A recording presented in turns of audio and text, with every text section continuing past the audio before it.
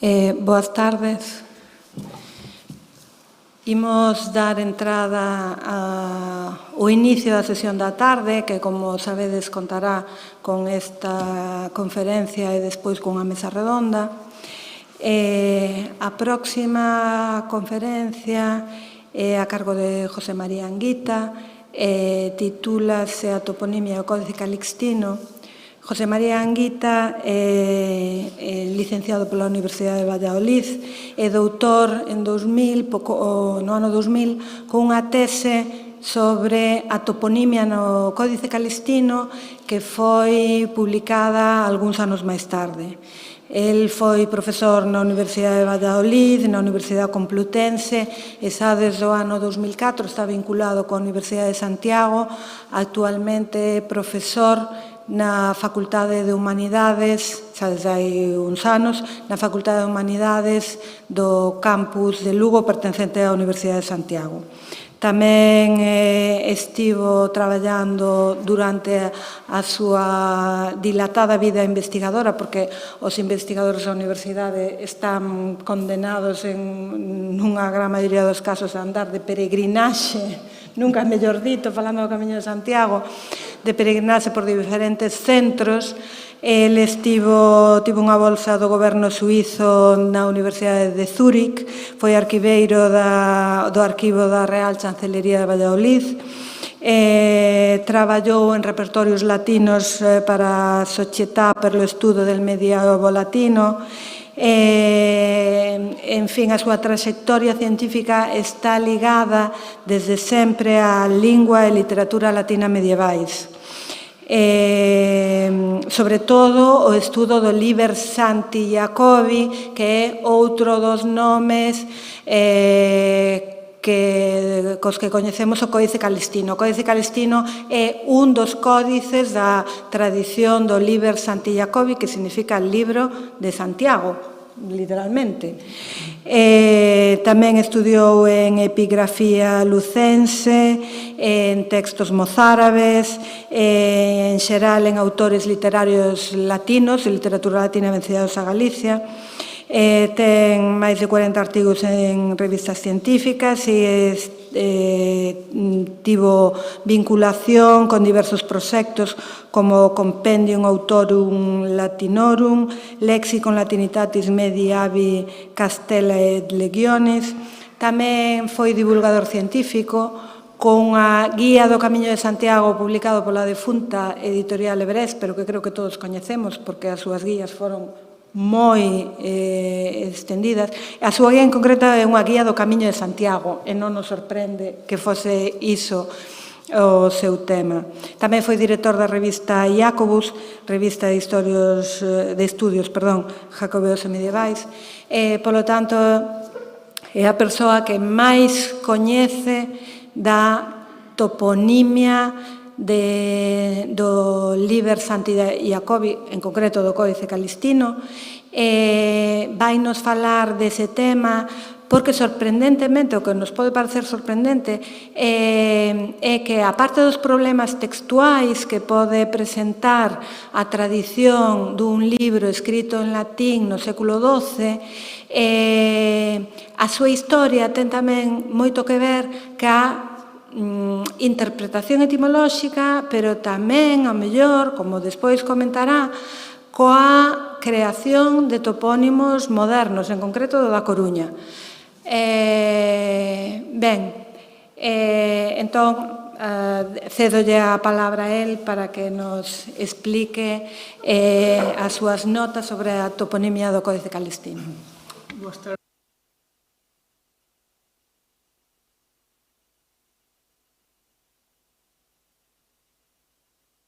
De poder participar nestas sextas xornadas de onomástica galega que van increxendo, para a felicidade de todos.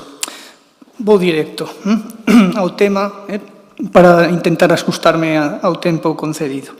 Como sabedes, o Liber Sancti Jacobi é unha compilación de materiais heteroxéneos, dividida en 5 libros moi distintos entre sí. Con todo, é tamén unha obra unitaria, no sentido de que a súa composición final dista moito de ser unha acumulación, a crítica de materiais, pero tamén porque a maior parte dos seus textos, non todos, pero sí unha porcentaxe moi alta, mostran ser obra dun único autor. Alguén moi viaxado, moi ben relacionado, con sólida formación sacerdotal e escolar, é dicir, en teoloxía e artes liberais, pero tamén ávido de coñecementos e formulacións novos. Este autor, posiblemente un mestre escola de Poitou, vinculado estreitamente á chancelería dos duques de Aquitania e non alleo aos ambientes papais, composteláns, por supuesto, san dionisianos, de Saint-Denis de París, é o que urde as xeniais, pero discutibles imposturas calistinas e turpíneas, entre outras, convocadas a conferir prestixio a esta monumental obra que é o Liber Sancti Jacobi.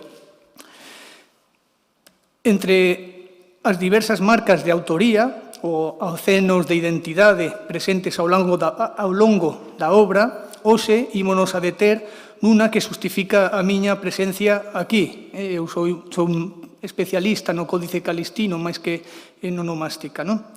O tratamento da información xeográfica a través da toponimia.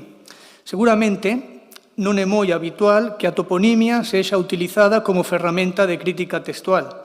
O caso da toponimia do Liber Sancti Jacobi, tan abundante e tan peculiar, sí que dá pé para iso. Por suposto, a recíproca, o Liber Sancti Jacobi, ten tamén gran valor como fonte histórico-documental da toponimia do seu tempo, aínda que para sacalle o máximo rendemento, nese sentido, será preciso entender as peculiaridades ás que acabamos de aludir. As características ou trazos distintivos da toponimia calistina son tres, temos individualizadas tres, e refírense non tanto aos topónimos como aos conxuntos de topónimos. O primeiro é o recurso indiscriminado a todo tipo de fontes. O segundo, unha certa vontade de comprensividade ou completitude ou exhaustividade nas series. O terceiro é que as relacións de topónimos responden a un esquema gráfico definido. O trazo primeiro e o terceiro parecen contradictorios, pois un presupón promiscuidade ou mestura desordenada, mentres que o outro se basea no contrario, na vontade de poñer orde, mesmo more geométrico, nos elementos toponímicos.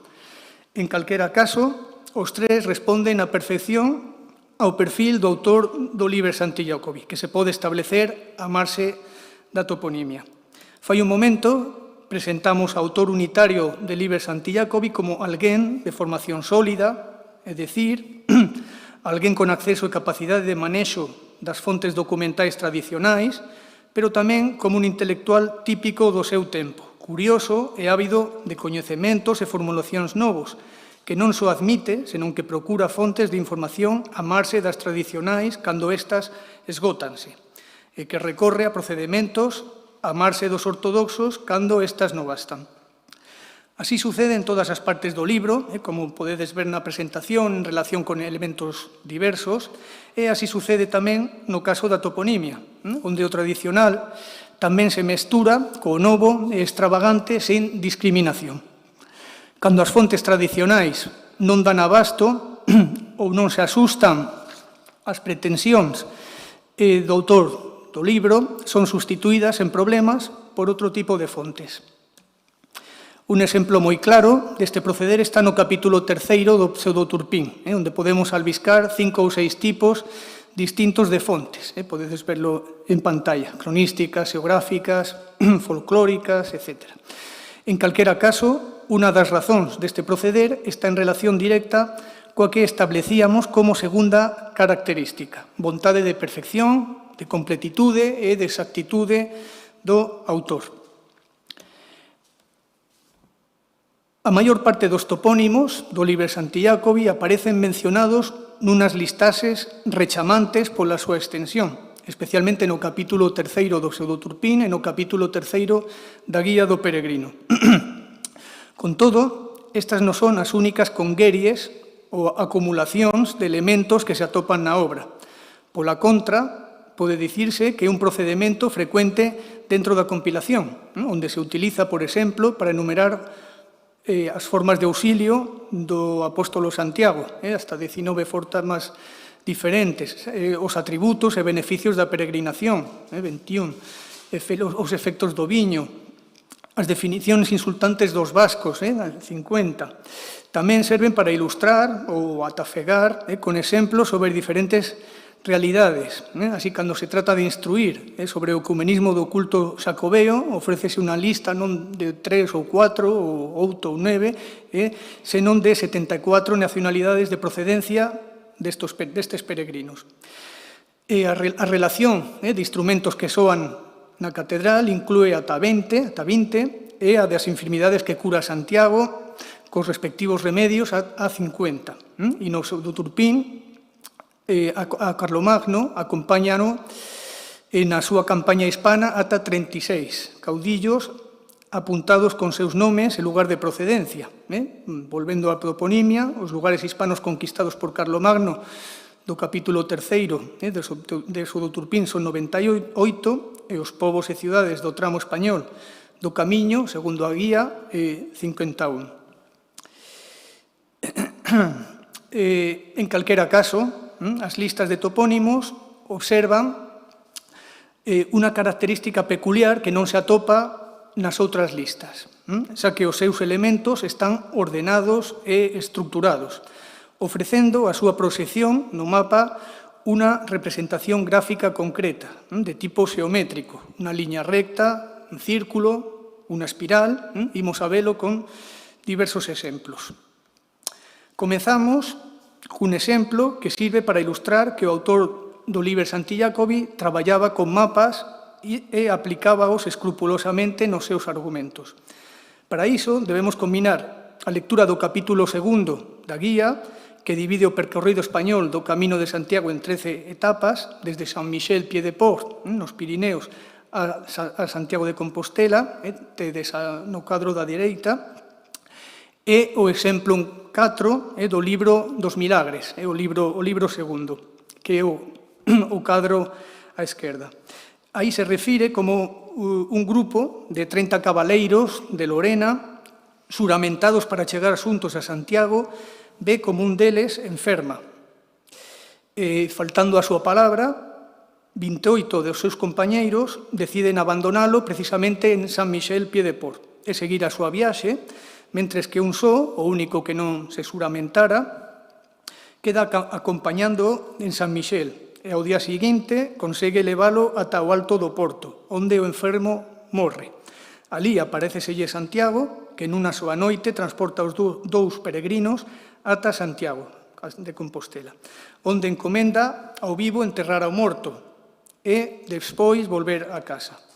Emprendida a viaxe de regreso, atópase aos seus 28 compañeiros en León.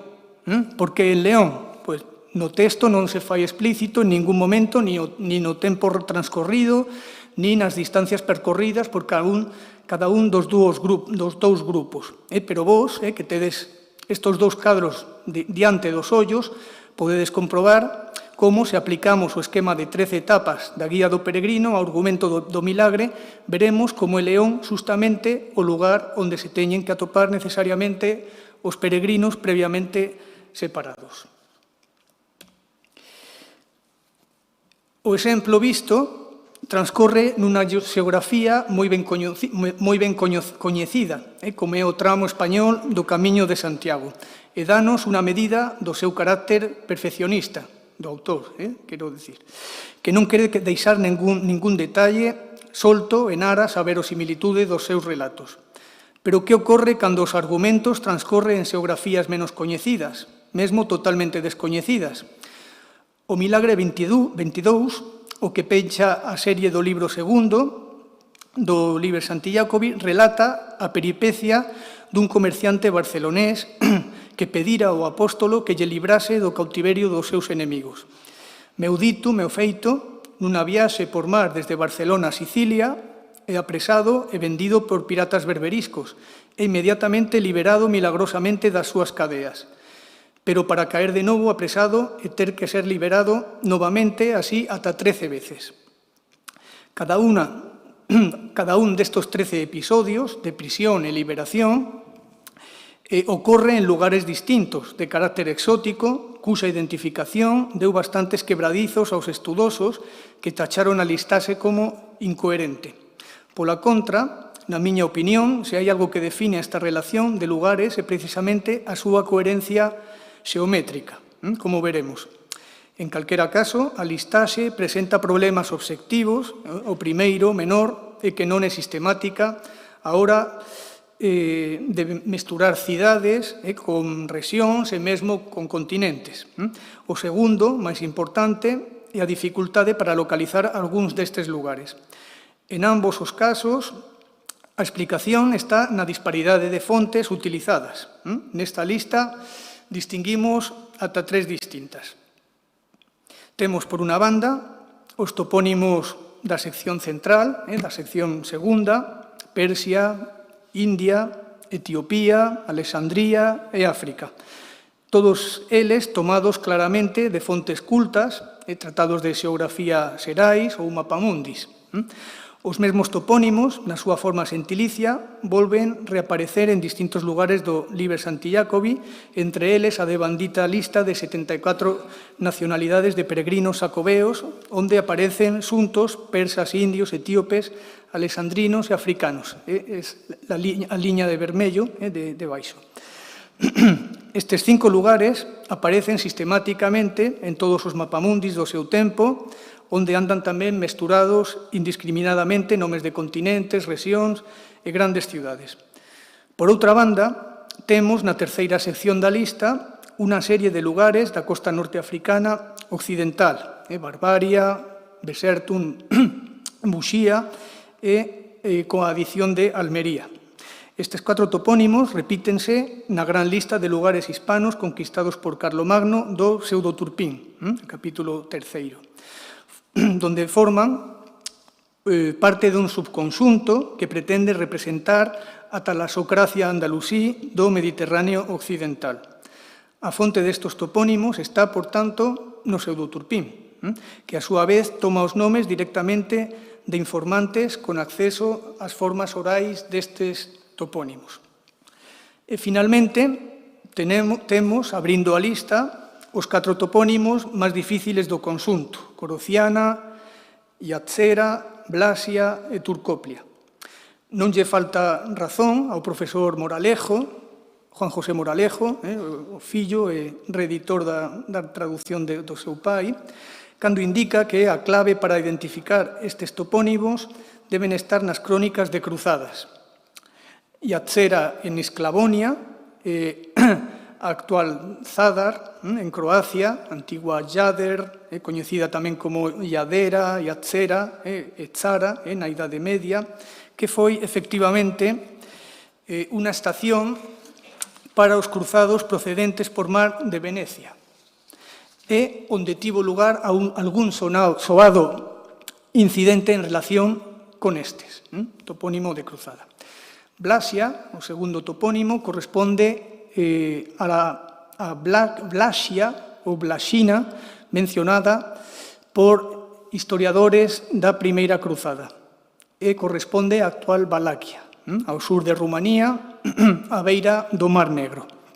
En canto a Turcoplia, non é o nome de ningún lugar coñecido, pero hai que relacionalo cos famosos turcópoles, auxiliares autóctonos dos cruzados en Oriente Próximo.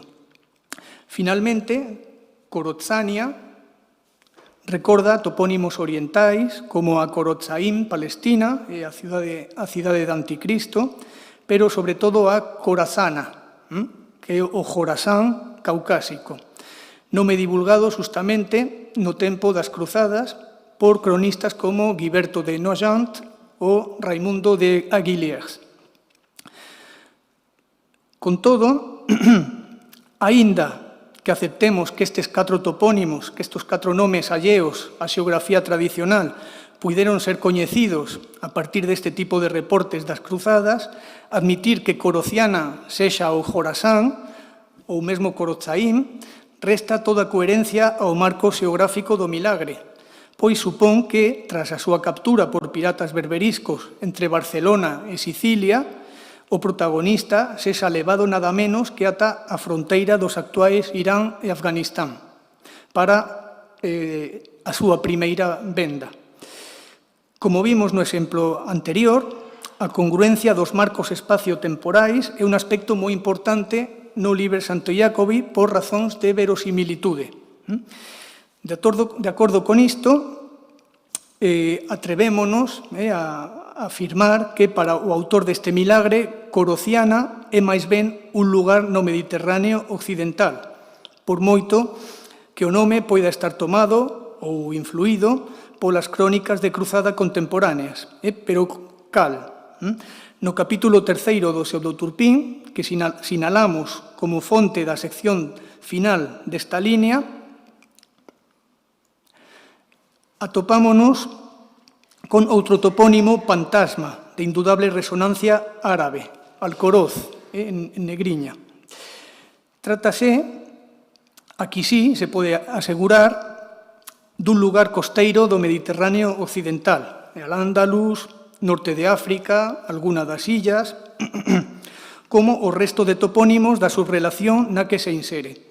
E o seu nome semella sospeitosamente a Corociana, que podería ser perfectamente a súa latinización mediante deglutinación do artigo árabe e sufixación sentilicia habitual, Corozana.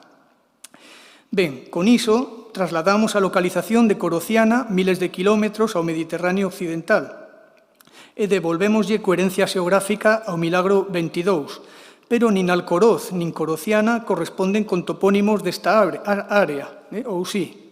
Se miramos o mapa, entre Barcelona e Sicilia, o comerciante tívose que atopar no seu camiño, de forma ineludible, a illa de Córsega, que era por entón precisamente un bastión dos corsarios berberiscos con capital en Almería. Pero Córsega é un lugar perfectamente coñecido polas fontes xeográficas que manexou o autor do Liber Santi Iacobi, Mapamundis, tratados de xeografía, etc.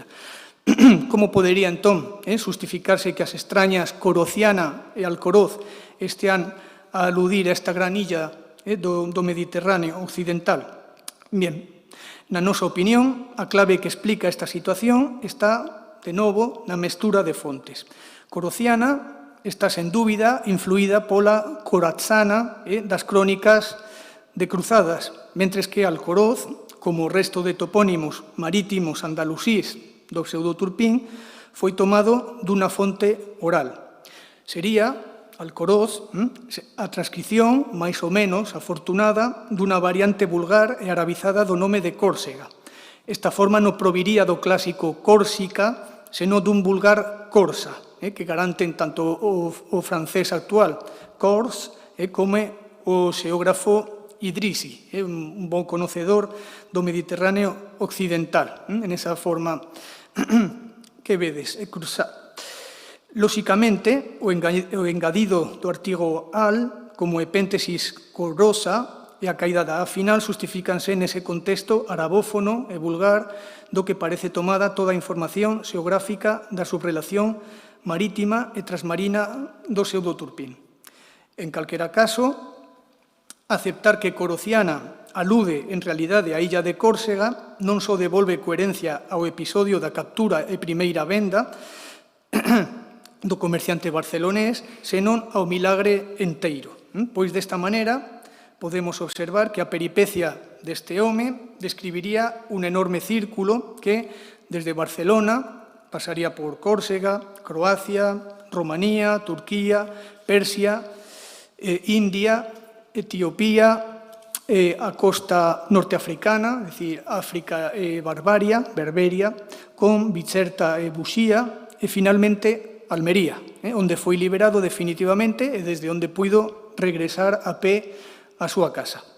Como podedes ver, o carácter circular do periplo queda ben salientado nun mapa isidoriano, o T, Orbis Terrarum, como o que puido servir de referencia ao autor do milagre, este concretamente, actualmente na biblioteca de Múnich, foi escrito precisamente na Francia occidental.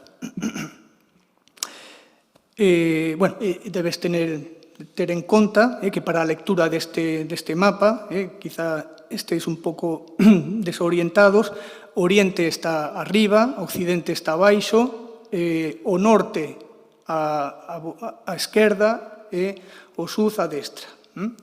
África a destra, Europa a esquerda e arriba Asia. Ben, o seguinte exemplo de ordenación de topónimos devólvenos a un ámbito perfectamente coñecido, ademais de primeira man polo autor do Oliver Santillacobi. Trátase da lista de lugares polas que pasa o chamado Camiño francés a seu paso por España, consignada no capítulo 3º da Guía do Peregrino. Xa vimos no primeiro exemplo como o seu autor divide este percorrido en 13 etapas, moi desiguais, por certo, e que, lóxicamente, o criterio de ordenación é da contigüidade lineal. A liña máis ou menos recta que leva dende o Pirineo a Compostela, pasando por ata 50 lugares que se identifican sen problemas, pois a maior parte deles segue levando o mesmo nome con que aparecen consignados no Oliver Santillacobi. Os casos en que non é así son poucos, aínda que teñen explicación diversas. Están marcados en vermello. Vila Roncesvalles, a actual Burguete, consignada na documentación medieval como Burgum Roncesvalles. Vilarrubia, despois de Logroño, era un antigo hospital de sanxoanistas, totalmente desaparecido, hoxe quedan unas ruínas, e un microtopónimo do termo de Fuenmayor, a beira de Navarrete, se chama Vilarrubia. Depois tenemos Vilaús, que cambia o nome a principios do século XIII, o indicador de Carracedo consigna este cambio, Vilaús, Esquiliquet, la Fava, o nome actual, la Fava, a Vila Santimicaelis, o actual Montán, que no camiño de San Xil, alternativo a Samos, e precisamente a documentación de Samos a que nos esclarece que activa advocación da Igrexa de Montán, actualmente de Santa María, estaba dedicada a San Miguel e San Estevo. Despois está Ponsmine, Pontemiña, es decir, Porto Marín, un nome alternativo en ámbitos peregrinais, creo yo. Vilanova, que é Arzúa, segundo nos aclaran peregrinos posteriores, xa dos séculos XVIII, é o único, digamos, luar, unha espiña que teño cravada no corazón, é este Salarreguine, do que non atopei absolutamente nada. Moi posiblemente Ventas de Narón, pero o topónimo non ten correspondente nos documentos que eu puide ver. Ben, pasamos ao noso último exemplo, que resume mellor que ningún dos vistos ata agora as tres características que sinalamos: a vontade de comprensividade, a mestura de fontes e a ordenación dos elementos more geométrico. Trátase dunha lista de ata 98 topónimos, mediante a cal pretende reflectirse unha conquista completa da Península Ibérica e arredores por Carlomagno. Se o fai por medio dunha lista de ciudades e non de rexións, como se fai, por exemplo, nos Anais Carolinsios ou en Exinardo, o biógrafo do emperador, porque aquí se está a usar o modelo das crónicas hispanas que reconquista, a albeldense, a alfonsina, a de Paio de Oviedo e outras, onde os reinados dos distintos reis resumíanse na lista de prazas fortes conquistadas. Con todo, a pretensión do autor do Oliver Santillacobi dunha conquista completa precisaba dunha lista que cubrise todo o territorio peninsular, cousa que as parcas crónicas altomedievais estaban lonxe de ofrecerlle. Para iso, tivo que recorrer a unha fonte onde se ofrecía unha descripción xeopolítica completa de Hispania a través dunha longa listaxe de cidades. Esta fonte é o provincial visigótico, lista de sedes episcopais ordenadas por provincias metropolitanas e, por desgracia, moi desactualizado no século XII, debido á invasión musulmá e á reordenación que tivo lugar a partir da Reconquista.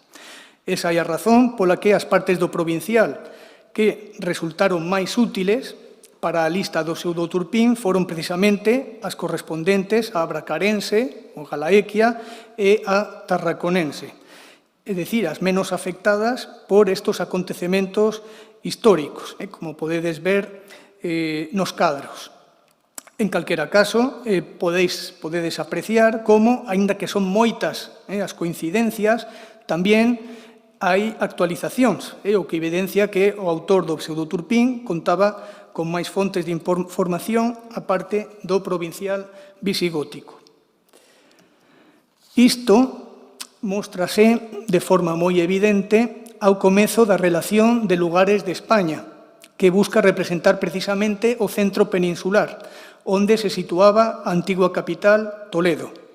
O vello provincial foi neste punto totalmente, estaba obsoleto e foi totalmente sustituído como fonte, foi sustituído pola lista de conquistas de Alfonso VI durante a súa campaña de Toledo de 1086. Non é inocente que a única discrepancia sexa justamente o topónimo máis importante, Toledo, sustituído no pseudoturpín por Aucala, é dicir, Alcalá de Henares ou Complutum, o Complutum que segue a Toledo na lista do provincial. En realidade, moitos dos topónimos da provincia carpetana da Serra Central, sí que están no pseudoturpín, pero xa nunha distribución que non se corresponde cos antigos provinciais, senón a outros criterios que mesturan a xeografía física coa xeografía política do século XII.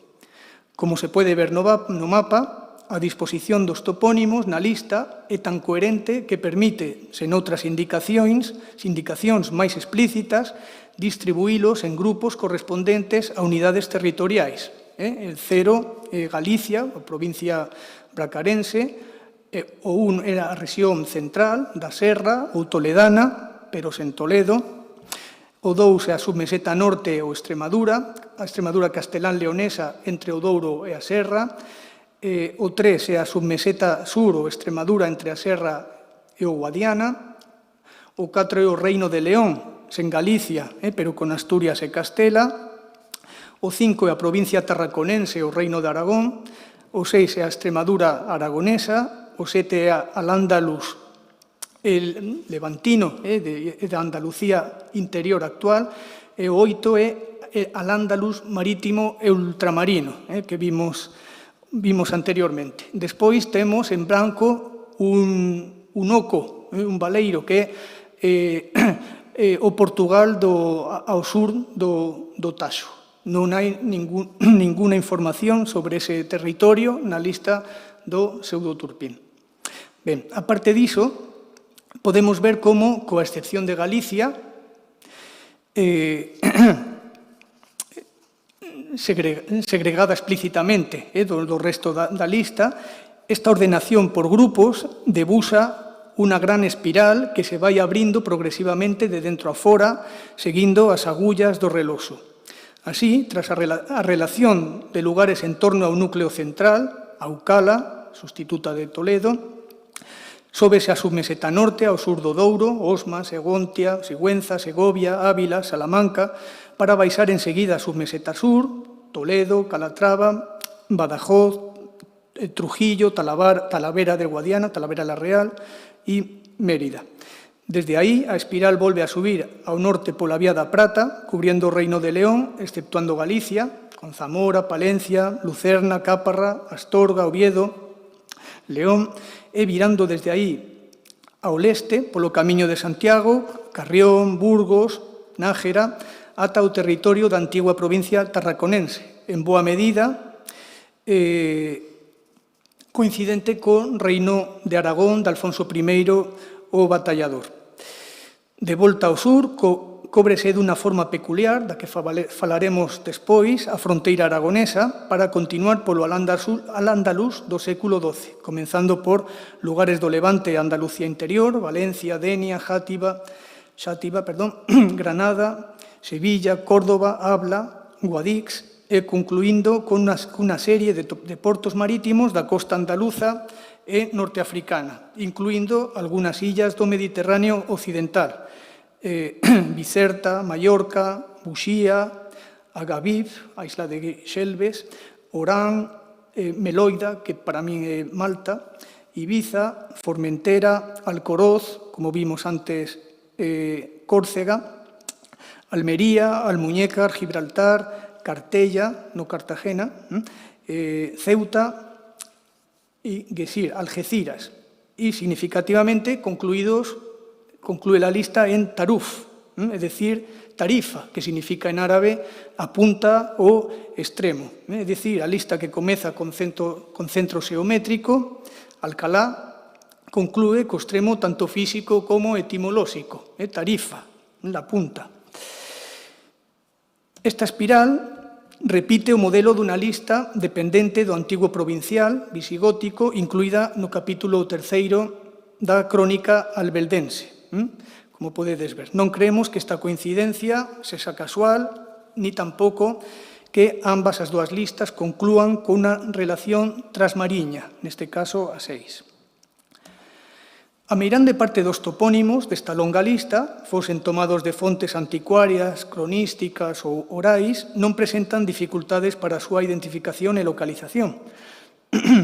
Con todo, hai un segmento da mesma que nos localizamos no mapa entre o sistema ibérico e o sistema central de territorios fronteirizos do Reino de Aragón e a Castela Oriental. En certo xeito, unha terra de ninguén cusos topónimos son caracterizados maioritariamente como Ópida Fortísima, é dicir, castelos ou prazas fortísimas, ou como Orae, territorios, o que o singulariza dentro da lista e afianza o seu carácter fronteirizo. En calquera caso, destes topónimos, soamente 2, Burriana e Cutanda, asústanse ás coordenadas xeográficas sinaladas. O resto forman parte dun stock heteroxéneo tomado de cantares de Sesta, Berbegal, Cardona ou Balaguer da Sansón de Roland, relacionables con feitos de armas famosos, as mesmas Cutanda ou Burriana, e tamén Aledo, Alaguet, ou son fortalezas da serra, non mencionadas entre as conquistas de Alfonso VI, Escalona e Oreja, ou son formas en Parangón, como Hispálida, que o autor do Pseudoturpín nos soubo identificar con Sevilla, é o único topónimo que se repite, o único lugar que se repite dos veces, baixo dos topónimos distintos, Sibilia e Hispálida, ou Adania, da que falaremos a continuación. Este topónimo, Adania, repítese na coda final do capítulo 3 do Pseudoturpín, formando parte dun grupo de 3 cidades que foron maldecidas por Carlomagno por non poder tomalas, de modo que desde entón son ruínas deshabitadas. Lucerna, Cáparra e Adania. Lucerna é un topónimo literario de importación helvética, corresponde a la Lucerna actual, a cidade suiza, pero localizado con imprecisión por autor dos Liber Santi Jacobi no Bierzo, mesturando a antiga cidade de Bergidum, no seu tempo chamada Ventosa, e o lago de Carucedo. Cáparra é unha ruína monumental, unha ruína romana, situada en Cáceres, que o noso autor sitúa equivocadamente entre os topónimos leoneses, seguramente por atracción con Lucerna. E a terceira é Adania, unha antiga sede episcopal, unha urbs, arruinada. Como acabamos de ver, a lista do Pseudoturpín sitúa entre os topónimos fronteirizos aragoneses, é dicir, entre aqueles que na súa maioría non sabía localizar con precisión. Con todas as prevencións que a escaseza de datos aconsella, queremos contar con algunhas razóns para identificar a Urbs Adania coa actual Idaña Abella, antiga sé da provincia emeritense convertida en ruína tras a invasión musulmá. Aparte de que o resultado da evolución fonética é admisible a partir dun topónimo moi variable na transmisión manuscrita, onde podemos atoparlo en formas como Eguitania, Agadania, Aquitaunia, Iguitania e moitas outras, chama a atención o feito da súa localización no mapa, non moi lonxe de Cáparra, coa que debuxa unha liña paralela ao norte do Taxo, formando parte do que poderíamos chamar primeira Extremadura leonesa. Curiosamente, nesa mesma liña, case equidistante entre unha e outra ruína, atópase Coria, unha das grandes omisións da lista do Pseudoturpín. E Coria, non Cáparra, que é un topónimo descoñecido pola cronística e mesmo pola documentación medieval, ten en común con Idaña e con Ventosa Vergidum estar asociadas a dúas campañas de aniquilamiento en tempos de Alfonso III, tras as que quedaron convertidas en ruínas despoboadas, segundo a crónica albeldense. A crónica de Sampiro, de Astorga, a quen seguen e completan Ximénez de Rada e Lucas de Tui, refire outra historia de claro sabor lendario que involucra a Ventosa e unha punición da cidade a mans do propio Alfonso III por dar acollida a seu irmán Bermudo levantado en armas contra él. O feito de que esta pequena serie de ruínas malditas, Lucerna Ventosa, Adania e Coria, quedaron asociadas entre sí para a posteridade, deixase ver no capítulo do Cronicón Mundi, onde Lucas de Tui dá unha relación de lugares antigos que cambiaron o seu nome. Por exemplo, aí sí que aparece Hispalis, identificada con Sibilia. E en este capítulo se equipara a Aquitania, é dicir, Adania, con Lucernia, é dicir, Lucerna. Por tanto, temos 4 topónimos: Adania, Lucerna Ventosa, Cáparra e Coria, para designar a 3 ruínas lendarias, podemos decir. Na nosa opinión, é posible que o autor do Liber Santillacobi, a hora de elaborar a breve listaxe de ruínas que pecha o capítulo, partise das antiguas historias de Alfonso III, onde converte en ermos deshabitados a Coria e Idaña e castiga a Ventosa, é dicir, Lucerna. Pero como Coria xa non era unha ruína no século XII, senón unha praza forte, obxecto de disputa entre leoneses e almorávides, decidió sustituíla por Cáparra, sempre por la verosimilitude dos argumentos. Cáparra, unha ruína real nese mesmo territorio. E esta sustitución podería ser a explicación de que Cauria non apareza na lista de conquistas carolinxias do Liber Santillacobi. En calquera caso, é posible que Cauria non desaparecese totalmente e sen deixar pegada.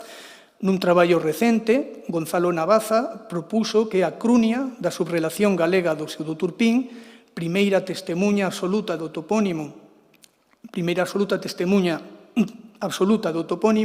non é senón unha lectura defectuosa de Cauria, que, medio século despois, deu lugar ao nome definitivo da Coruña, que nunca antes chamouse desta maneira, precisamente en virtude do prestixio do Pseudoturpín. Os intereses da sé compostelá en Coria, sufragánea súa desde a súa conquista en 1142 por Afonso VII, fan máis rechamante a súa ausencia da lista e confiren máis posibilidades a esta hipótese. Como vimos, Coria non deixa de ser o epicentro das informacións en torno a Cáparra e Idaña, as ruínas coas que equidista e coas que forma unha liña de fortalezas paralelas ao Taxo, ao norte do río. É certo que Cauria sempre contou nos provinciais antigos entre as sedes suxeitas a Mérida e nunca entre as dependentes de Braga. Pero este tamén o caso de Adania, que tampouco aparece no lugar que lle correspondería, é dicir, entre os topónimos leoneses, xunto con Lucerna e Cáparra, coas que si a que aparece asociada a liñas despois, como ruínas, pola súa condición de ruínas, senón que foi levada ata a fronteira aragonesa xunto con outros topónimos que o autor da lista non sabía localizar ben no mapa.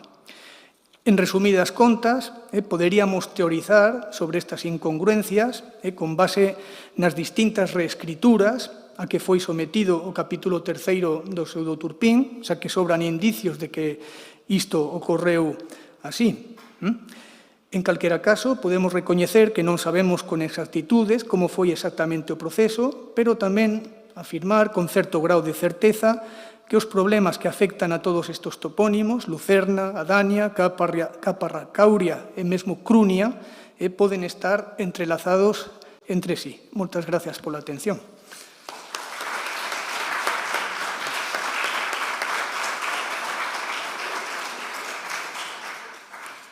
Moitas grazas a ti, José María, por esta moi erudita exposición que nos demostra que o estudo da toponimia en textos literarios require unha complexidade e unha mestura de saberes, non só saber latín, sino coñecer moi ben as tradicións literarias medievais, coñecer moi ben as representacións simbólicas, cartográficas dese tempo. Esta mañán vimos como Anselmo López Carreira nos mostraba un fragmento do Beato de Liébana nunha copia posterior do século XII. E grazas a eles, como vemos, podemos iluminar aspectos tamén da etimoloxía recente. Non vou liarme máis, pero se alguén quere facer algún comentario, quizáis por alusións a esta exposición, pois ten agora o momento.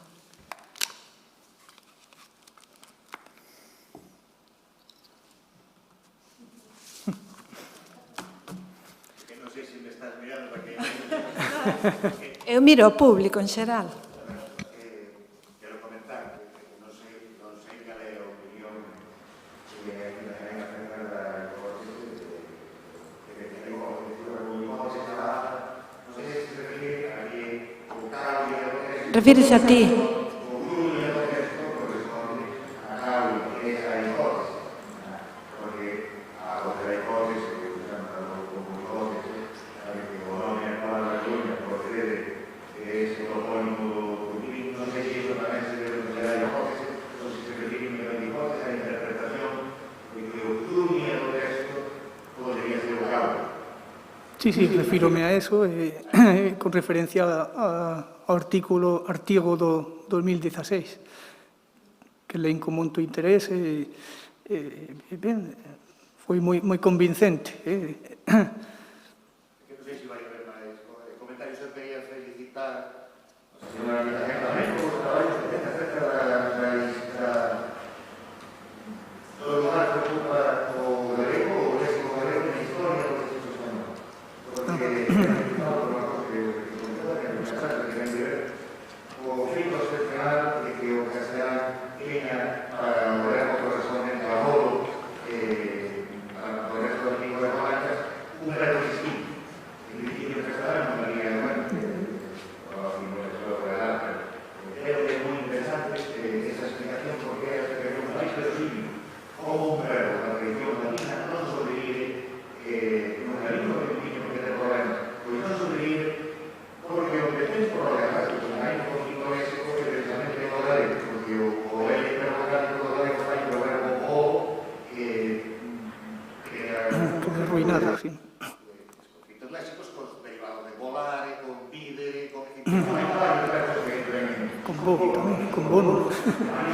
Con bono, con bois. Tantas cosas.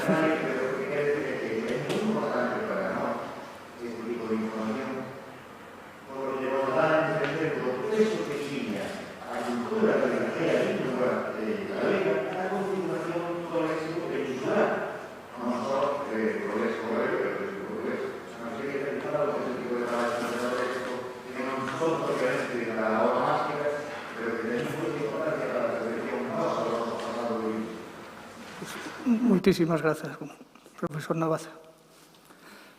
Ben, non sei se hai algunha outra intervención.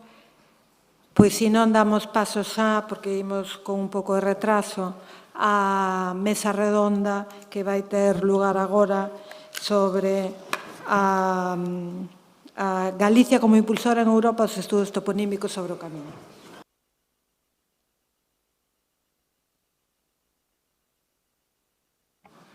Ben, imos coa última sección da tarde, que é unha mesa redonda, que leva por título Galicia como impulsora en Europa dos estudos toponímicos sobre o camiño. É un desideratum, evidentemente, pero esperemos que poida chegar a cumplirse. Van participar Valentín García Gómez, que é licenciado en Filoloxía Galega, posgrado en máster en Administración Local, exerceu a súa carreira profesional no ámbito da normalización lingüística, como técnico de normalización lingüística ao Concello da Estrada, dirixiu o Departamento de Cultura e Normalización Lingüística, Emigración e Xuventude, foi coordinador técnico da Rede de Dinamización Lingüística e colaborou no seu deseño e posta en marcha.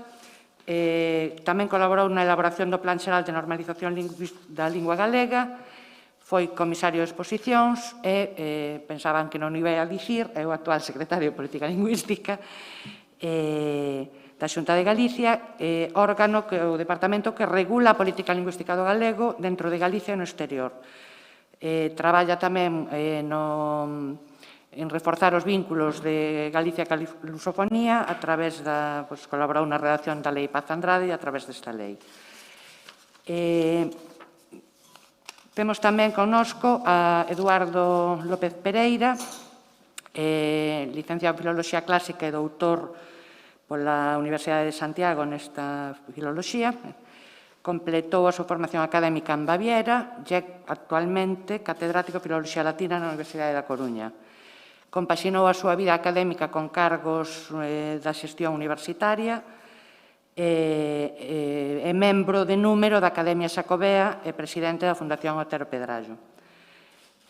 A súa investigación orientouse sempre ao ámbito do galego, dos textos latinos tardíos e medievais. E ten bastantes publicacións sobre este tema, sobre todo de obras de ámbito galego. Tamén nos acompaña Cristina Sánchez Carretero, que é vicedirectora e científica titular do Instituto de Ciencias do Patrimonio, INCIPIT, ou INCIPIT, non sei como... Son, sí, Instituto INCIPIT, que neste foro a galega. INCIPIT é un crimen, pero son as siglas. Non, a galega, ben. Órgano que pertence ao Consello Superior de Investigacións Científicas, o CSIC. Ali coordina a especialidade de antropoloxía. A súa formación é tamén en antropoloxía, realizou o doutoramento na Universidade de Pensilvania. É tamén actualmente presidenta da Asociación Española de Antropoloxía, Asociación de Antropoloxía do Estado Español. A súa investigación céntrase nos procesos de patrimonialización nas sociedades contemporáneas, no tema de conflito e patrimonio, e no estudo de novos rituais e novos patrimonios. É autora tamén de unha innumerable obra en revistas científicas, libros, coautora de monográficos e autora de monográficos tamén. Finalmente, temos a Gonzalo Navaza, que como non mandou o currículum, teño que ir a Wikipedia por si esquezo algo. É doutor en Filoloxía galega, creo, non sei, porque... Románica, non sei como é... Profesor na Universidade de Vigo, escritor, actor de teatro, pon a Wikipedia.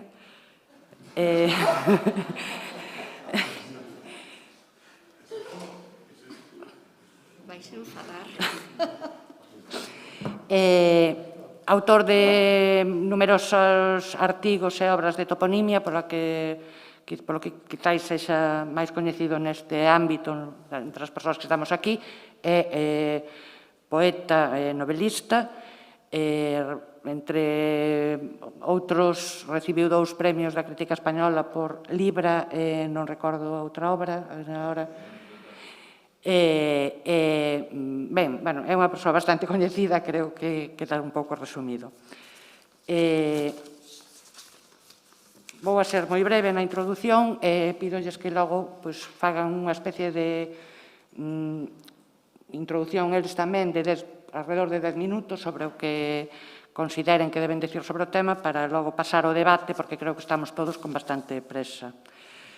A toponimia pode parecer unha pequena parte de todo o conxunto do patrimonio inmaterial, pero todos sabemos a inxente cantidade de nomes de lugar que temos en Galicia. O sea que cuantitativamente é moi importante. Está protexida por lei, pero non todos creemos que se chegará a tempo de rexistrar todo este patrimonio antes de que se crebe a transmisión de pais a fillos. Somos o berce dos estudos onomásticos modernos, o berce do pai dos estudos onomásticos modernos, Martín Sarmiento, e moito seguimos soñando con aquela idea que el tiña de un aletófilo, o sea, realmente necesitamos un exército de aletófilos ben pagados para non ter que ser varóns, primoxénitos, vinculeiros, orzos aos 21, e meter sacuras, que era como Sarmiento imaginaba o personaxe. Con todo isto, desta cantidade enorme de topónimos, imos falar dun só topónimo, Santiago, ou quizás de dous, Santiago e Galicia, e de patrimonio. Sei que o título da mesa é quizás demasiado difuso, pero iso gustaríanos que os participantes nos desen a súa idea de toponimia e patrimonio, do camiño e o patrimonio, e logo pasaremos a debater outros aspectos. Valentín, por favor. Pois moitas grazas, Luz.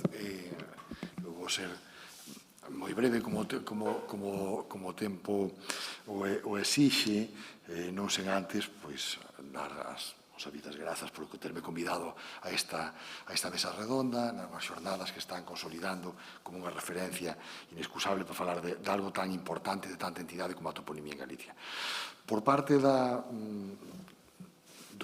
do cargo que me toca ostentar neste momento, eu non podo deixar de falar en primeiro lugar do portal Toponimia de Galicia, que todos e todas vos coñecedes, e que nos últimos anos foi obxecto dun proceso de modernización e tamén de contido de miles de topónimos máis que se incorporaron nos últimos anos, máis aínda que van ser agora coa revisión do nomenclator que temos prácticamente a punto de aprobar, e que incorporará e fará deste portal con moita diferenza o que máis capacidade ten dentro do Estado español para xestionar toponimia, eu atreveríame a dicir mesmo no ámbito europeo. Seguramente moitas das que estades aquí sabedes de toponimia moito máis que a min, pero eu que si vos podo dicir é que dentro da Secretaría Xeral de Política Lingüística, dende onde xestionamos a maior parte da toponimia, porque ainda que sabedes que é unha competencia da vicepresidencia primeira da Xunta de Galicia, e a Secretaría Xeral de Política Lingüística que tradicionalmente ven actuando como motor de explosión no ámbito do traballo diario en materia de toponimia, a posta en marcha tamén da ferramenta que tamén todas coñecedes, que lle chamamos Galicia Nomeada, que permite que non sei se sería algo parecido aos aletófilos de Sarmiento, pero si permite que calquera desde unha terminal móvil, desde unha tablet ou dun teléfono, pode informarnos e ao mesmo tempo xeorreferenciar o topónimo, o microtopónimo ou calquera outra cuestión que teña que ver coa toponimia, porque non ten por que ser estritamente un topónimo, e facérnoslo chegar en tempo real para que logo,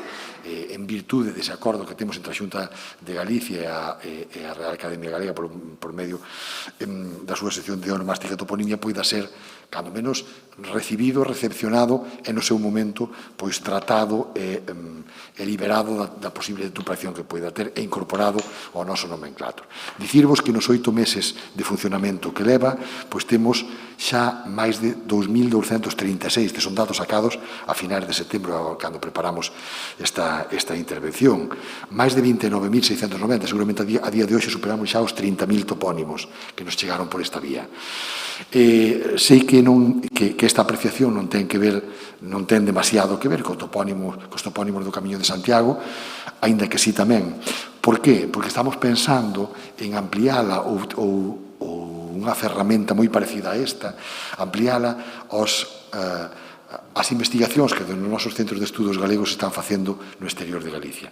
Seguramente vos todas e todas tamén sabedes que esa rede de centros de estudos galegos polo mundo aglutina agora mesmo a máis de 40 centros en 40 universidades distintas. Se poñemos o foco especialmente nas europeas, dicirvos que hai antecedentes xa moi importantes de traballos feitos no ámbito do Camiño de Santiago por universidades como a Universidade de Kiel, a Universidade de Heidelberg. Teño que facer referencia moi especial tamén a un traballo xa publicado pola editorial Galaxia dos profesor Xavier Gómez Montero, que foi ademais obxecto da subvención de fondos europeos para o estudo dos camiños de Santiago e tamén da súa toponimia nos tramos alemáns. Universidades como Pádova, universidades como a Sapienza de Roma, están por medio, como digo, a Universidade de Varsovia, en Polonia, por medio dos seus centros de estudos galegos, facendo estudos xacobeos con motivo do ano xacobeo, agora, como sabedes, prorrogado o ano 22, pero tamén con motivo de que eses camiños que vertebran Europa son obxecto e conteñen rasgos toponímicos que nos interesan moitísimo a hora de estudar, como xa se viu nas intervencións que me precederon, como teñen un reflexo, como teñen cando menos unha acepción sempre moi mediatizada sobre a toponimia galega ou a toponimia en Galicia ás veces, ou viceversa. Quero rematar facendo tamén mención a un proxecto que nace ancorado a este da Galicia nomeada, que é o proxecto Toponimízate. Levamos que en realidad o que ven sendo é persoal da Real Academia Galega, que traballa en toponimia, que se despraza aos concellos, ás vilas, aos lugares onde mostran interese, buscando precisamente informar sobre os recursos á disposición de calquera cidadán para poder enviarnos esta información. Da importancia tamén de coidar e de conservar e de preservar os topónimos e tamén a xeorreferencia, o lugar onde eles pertencen, porque todos vos sabedes que a toponimia como ciencia do territorio leva asociado tamén, e aí tamén teño que mencionar o Instituto de Estudos do Territorio e a Axencia de Modernización de Galicia, que é tamén da súa man que conseguimos perfeccionar esa ferramenta chamada Galicia Nomeada, e que xa, iba a dicir antes, xa despertou a curiosidade de outras comunidades autónomas como Asturias, comunidades autónomas como Valencia, como Murcia, interesándose xa por como estábamos facendo isto para poder replicarlo de algún xeito. Toponimízate, como digo, ven sendo a socialización da toponimia, por dicirlo de algún xeito. O que facemos con isto é charlas, como digo, en moi distintos puntos de Galicia, do territorio, para que as persoas que teñan esa inquedanza ou que queiran transmitírnola, pois nos envíen a microtoponimia do seu lugar. Concibímolo tamén como unha ferramenta de transmisión interxeracional de saber, de coñecemento da lingua galega. Normalmente son os máis maiores os que controlan os topónimos de cada lugar e son os máis novos os que controlan as tecnoloxías. E isto fainos tamén que nos valese como unha experiencia moi favorecedora e sorpresiva a hora de ver como cohabitan nese entorno de traballo coa toponimia pois as persoas de máis idade e os máis novos e as máis novas. Este percorrido así moi rápido seguramente abundará moito máis del as persoas que me acompañan na mesa, tanto Cristina como Eduardo como Gonzalo, pero non queríamos deixar pasar a ocasión de poñer de manifesto nesta oportunidade que se nos dá por parte da Academia e da Deputación de Pontevedra estes avances que estamos tendo en materia toponímica en Galicia. Moitas grazas.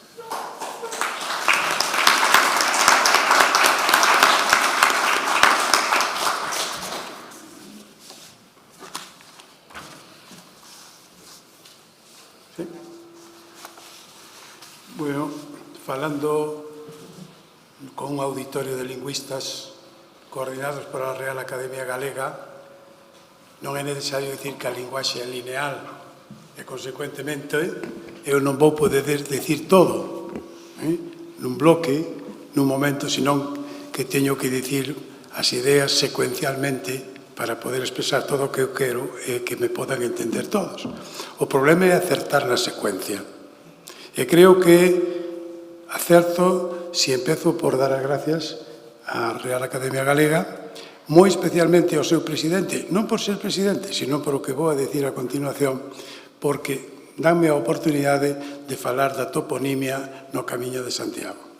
E hai xa 28 anos, Víctor, nun acordo común entre Víctor Freixanes e Víctor Vázquez Portomeñe, me encargaron de facer a edición do Códice Calistino do libro quinto e a primeira traducción ao galego.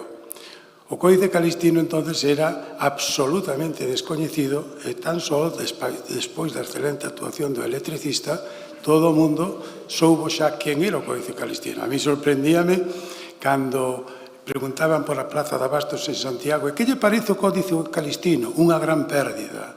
Foi unha pérdida tremenda, non? Pero por eso, gracias a aquelo e a outros proxectos, naquelas bonitas edicións de Edicións Xerais, cando Víctor dirixía Edicións Xerais, onde saiu tamén Exeria, tan de moda agora, porque está en todos os sitios, hai agrupacións de todo tipo, hai edificios como na Universidade de Vigo que se chaman Exeria, e tamén foi froito daquelos acordos cando Víctor dirixía Edicións Xerais. Eso é o que me refería cando quería empezar polo agradecemento á Real Academia Galega e ao seu director moi especialmente. A continuación, vou a dicir algo, porque xa me van a avisar 3 minutos antes. Eu non me importa, porque sempre sou dicir que cobro o mesmo, por lo tanto, cando me digan paro e listo. Dice a toponimia ou onomástica no Camiño de Santiago. Cal camiño? Porque eu penso que hai rexistrados, seguramente o secretario xeral me pode corrixir ou confirmar, máis de 300 camiños de Santiago oficiais. O que se pode engadir outros 300 e máis de 300. Basta con ver simplemente un mapa moi xeral, porque cada peregrino fai o camiño desde o momento en que sae da casa. Pero eu, cando se fala Camiño de Santiago, nome sin apelido, entendo que é o camiño francés. O primeiro camiño, que desde 1137, cando Aymeric Picot redacta a súa guía para guiar os peregrinos e axudalos, porque van a pasar por moitísimas dificultades, está establecido o camiño.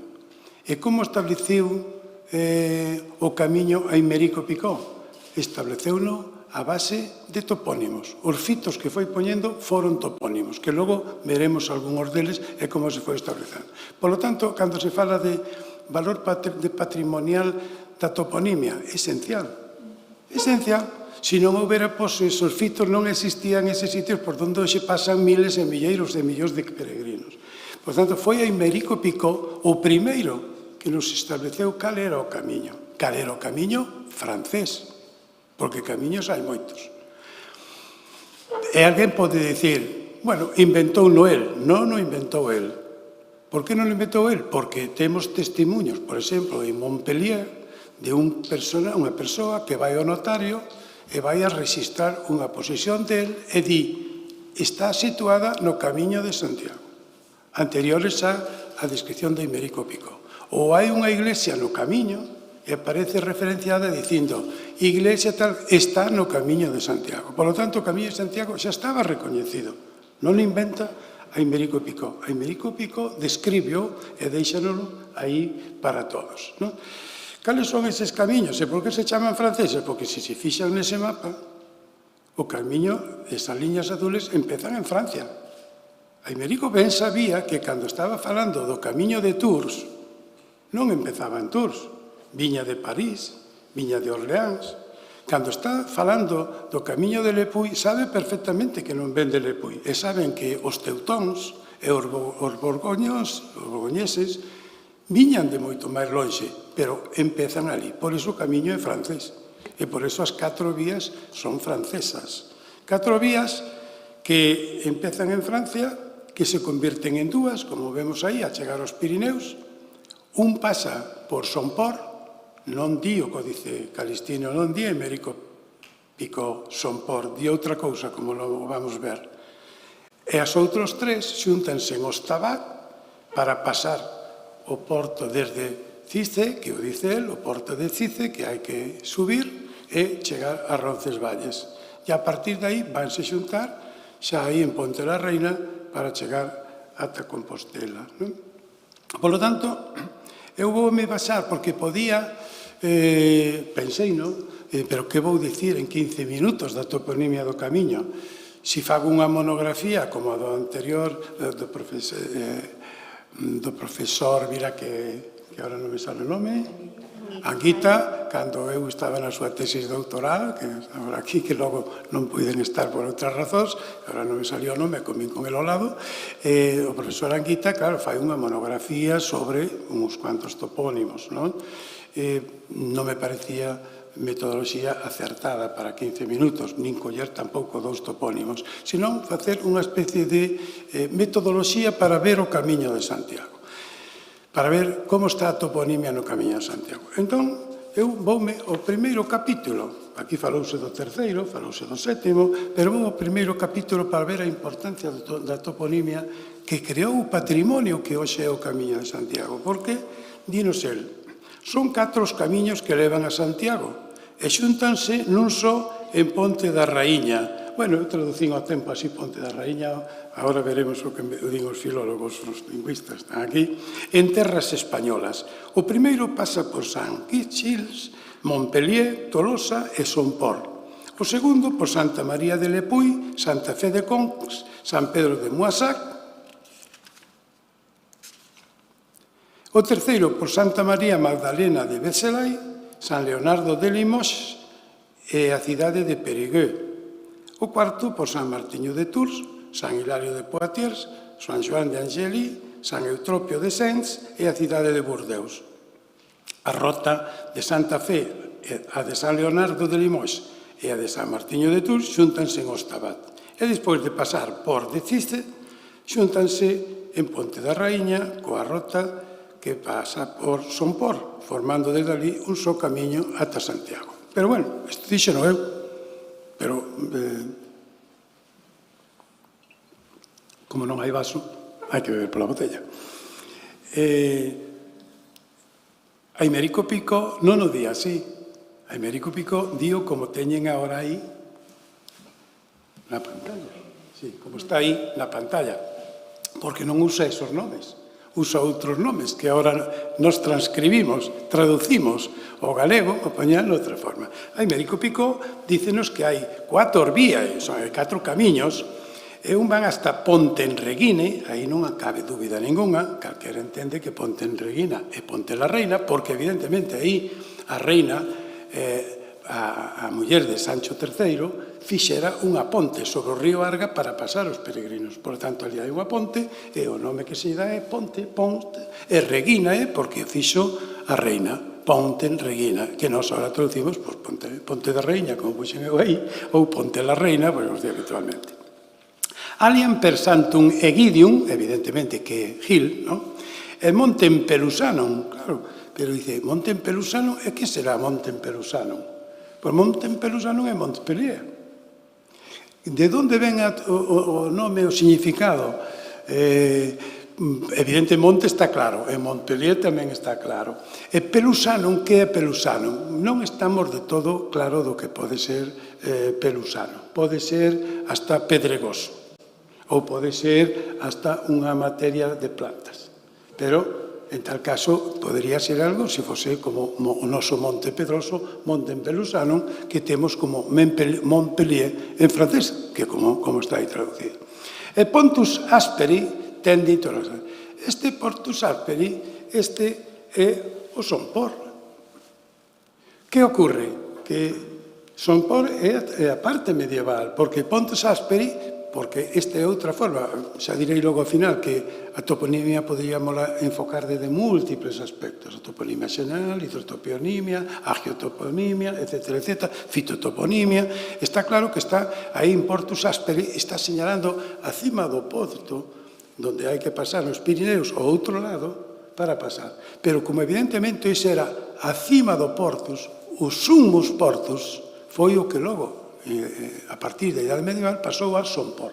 Pero non dice el aquí, cando eu traducín Somport, teño que poñer unha nota abaixo aclarando, porque senón dice, pero como, de Pontus Asperis este home traduce Somport? Non, a explicación está en que máis tarde iso pasou a ser son por. E iso constituye a vía tolosana que temos aí, unha das vías. Alia, a outra vía, pasa por Santa María Mariampodi.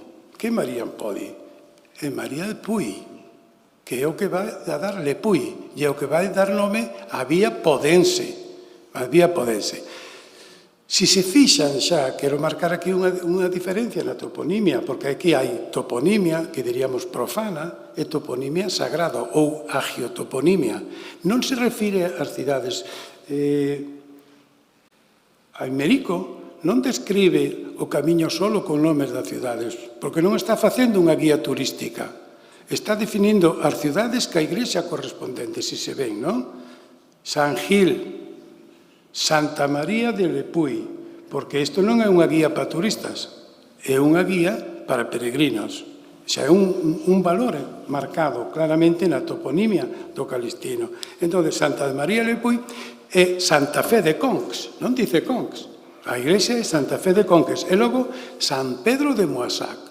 Iso dá lugar, como dicía, a vida podense. A outra vía vai por Santa María Magdalena de Visiliaki, non? Que é Betzelai, e que se responde xa.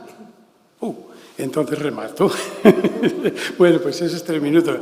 Ben, quero dicir, vou dedicar o que quería dicir ao principio, que era unha metodoloxía de análise, non unha descripción total, porque senón poderíamos estar aquí pois unha semana inteira.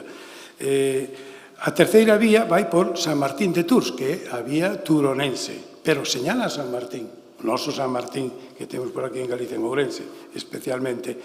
E pasa tamén por San Hilario Pictaviense, e San Juan de Angelí, e San Eutropio de Saintes, que é Sentes, e ben, ao final, termino aí con eso, que os tres xúntanse en Ostabalat, que é o actual Ostabat, e pasan entonces por o puerto de Cisere, que foi logo en francés medieval, na chanson de Roland, o ponte de Cisère, non? Pasan por aí, que pasan desde a parte francesa, desde Jean-Pied-de-Port, xa se fixo aquí referencia a él, a parte de Roncesvalles, non? E van a xuntarse en Ponte la Reina. E desde Ponte la Reina, si continuáramos con isto, mira onde chegamos. Estes son as 4, e este é digamos, o plano que eu introducín neste momento no libro de toda a toponimia cos seus nomes latinos.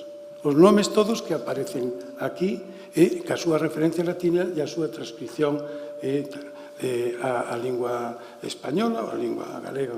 Ben, isto é riqueza patrimonial. Por aquí, gracias aos topónimos que nos marcou por aquí, se en vez de marcarlos por aquí, os hubiera marcado por aquí, se en vez de ir para Santiago, hubieran ido para Tarifa, pois outro galo nos cantaría a todo España e a todos os galegos. Por lo tanto, ese é sumamente importante enfocar a guía desde o punto de vista da toponimia, porque poderíamos falar dos ríos, ainda me queda un minuto, non?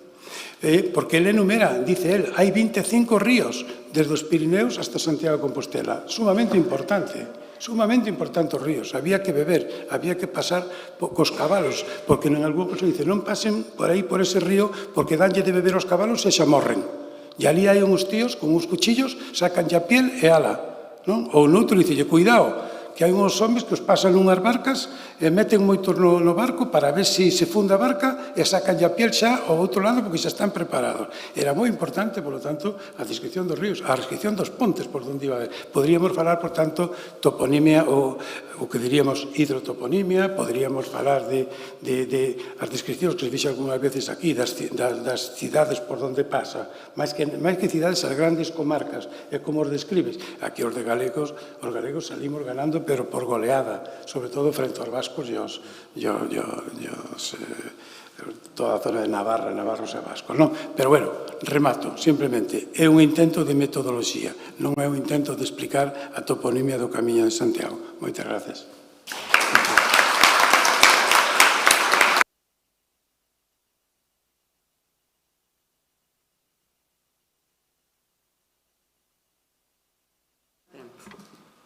Moitas grazas. Bueno, moitas grazas a Real, a Academia da Lingua. En esta mesa redonda pediúseme que falara da toponimia como patrimonio inmaterial para poder contestar ao encargo das coordinadoras Ana Boullón e Luz Méndez, a quen agradezco moitísimo a invitación.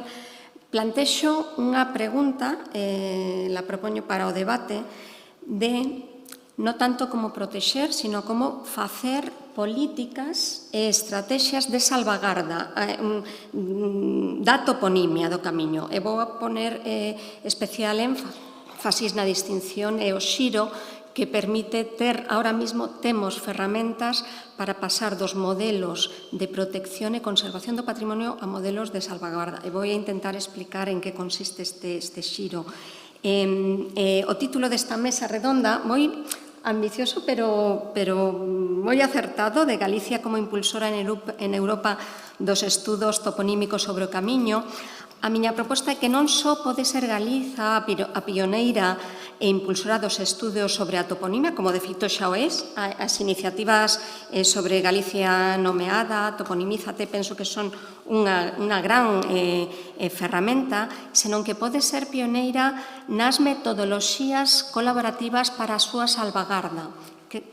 Pode ser o seguinte xiro, incorporando, e aquí fago un poquinho de antropoloxía, socioloxía e metodoloxías moi robustas sobre o terreno para cambiar as prácticas e non só os estudios. Ahora falaremos deso. E para chegar a esta idea, primeiro presentaré algunhas notas sobre os retos e as contradiccións da categoría patrimonio inmaterial e como se reflicten no xiro das políticas patrimoniais, desde o modelo baseado, como digo, dende a conservación ao modelo baseado na salvagarda. E aquí, cando utilizo o termo patrimonio, parto dunha perspectiva amplamente consensuada dentro das ciencias sociais e humanidades, que sinala o patrimonio como unha construcción social, é un acto metacultural, é dicir, é unha produción cultural moi específica, porque non só é unha produción cultural, sino que ten que haber todo ese acto de dar valor, acto metacultural de dar valor a aquilo que se considera patrimonio, é característico da modernidade occidental e que va expandindo progresivamente ata a actualidade.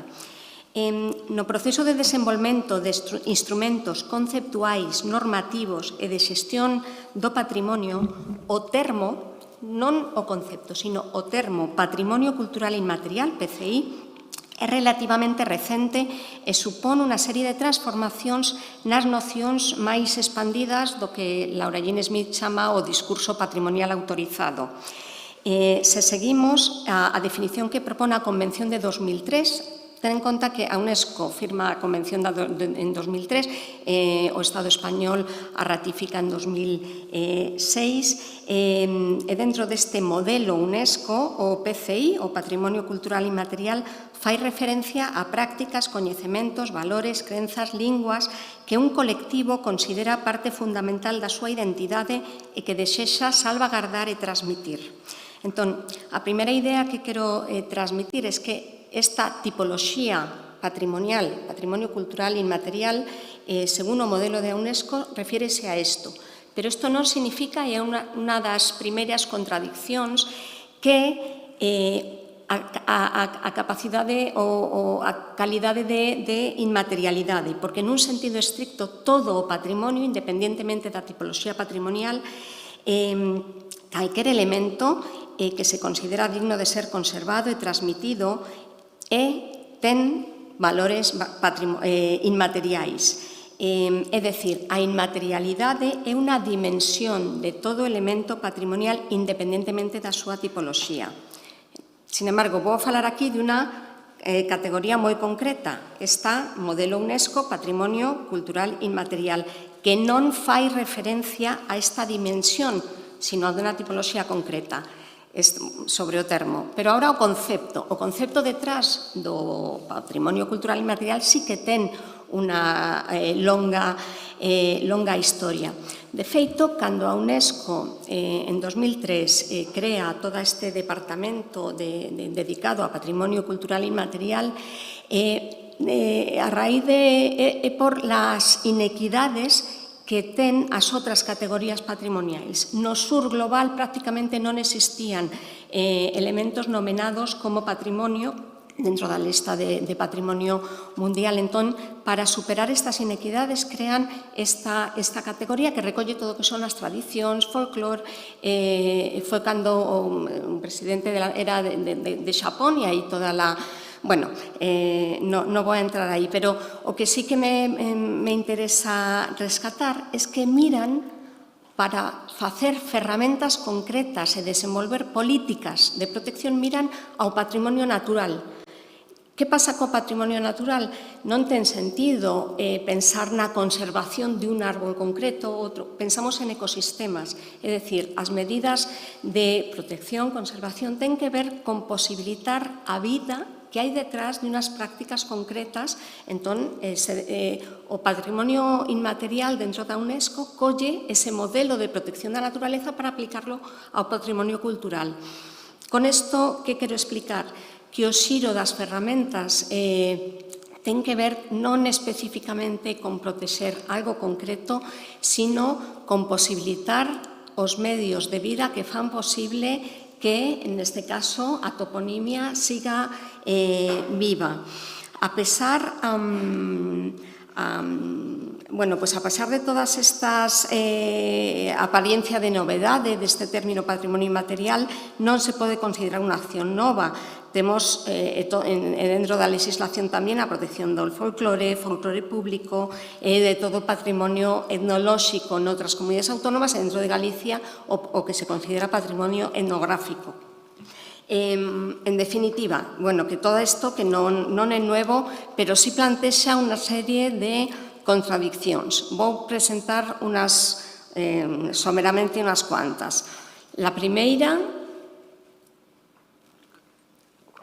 é que o modelo de xestión UNESCO de patrimonio inmaterial ten capacidade xurídica a comunidades, grupos, en algúns casos individuos, e poño isto entrecomillado porque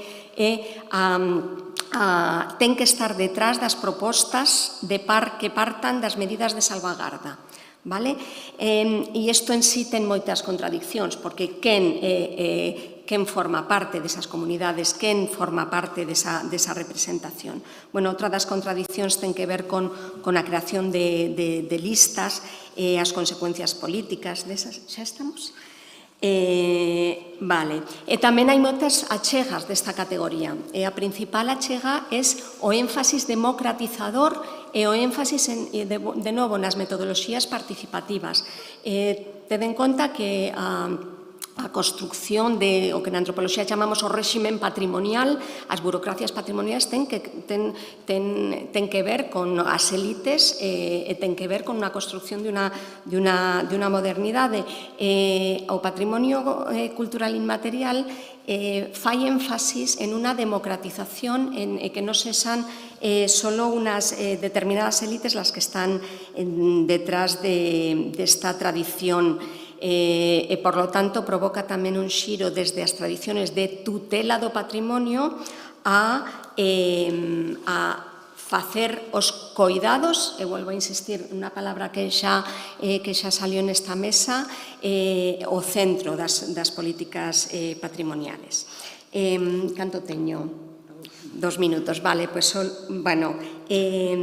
entro en que precisamente as contradicciones na xestión do patrimonio e a ausencia de ferramentas adecuadas, pero que sí que están testadas en outros lugares, e poño, por exemplo, Brasil, Colombia.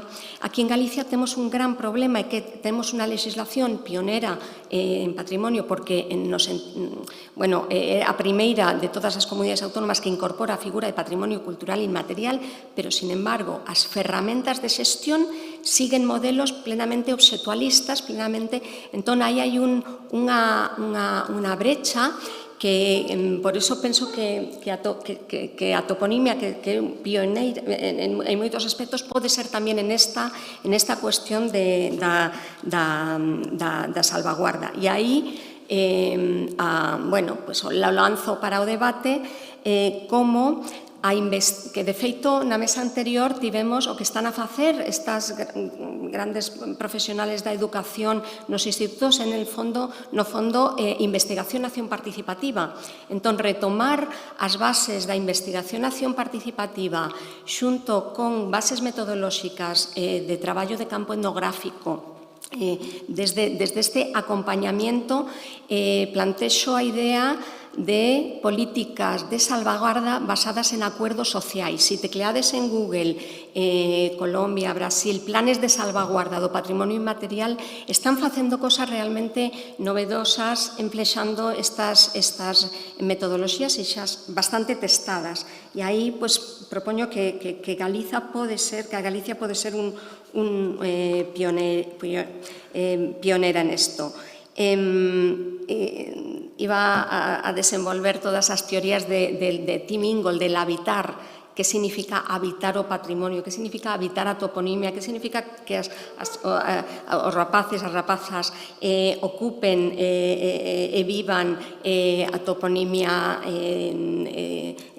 nas súas vidas diariamente. Traballar coas persoas que crean, habitan e sostén actualmente o patrimonio é parte importante da súa salvaguarda e ten que ir necesariamente ligada a un escoitar a estos actores sociais que logo están no seu uso. Entonces, nada, pecho xa e propoño para o debate como facer intervencións sociais sobre a toponimia para que non só sexan estudiar e conservar a toponimia dos camiños, sino ter medidas concretas de salvaguarda baseadas en estos acordos sociais, prácticas que posibilitan que sexan habitadas, porque, en definitiva, para mí, unha das preguntas máis importantes é quen coida do patrimonio, quen coida da toponimia, e non pode ser unha cuestión dos estudiosos, das estudiosas. E xa remato. Gracias.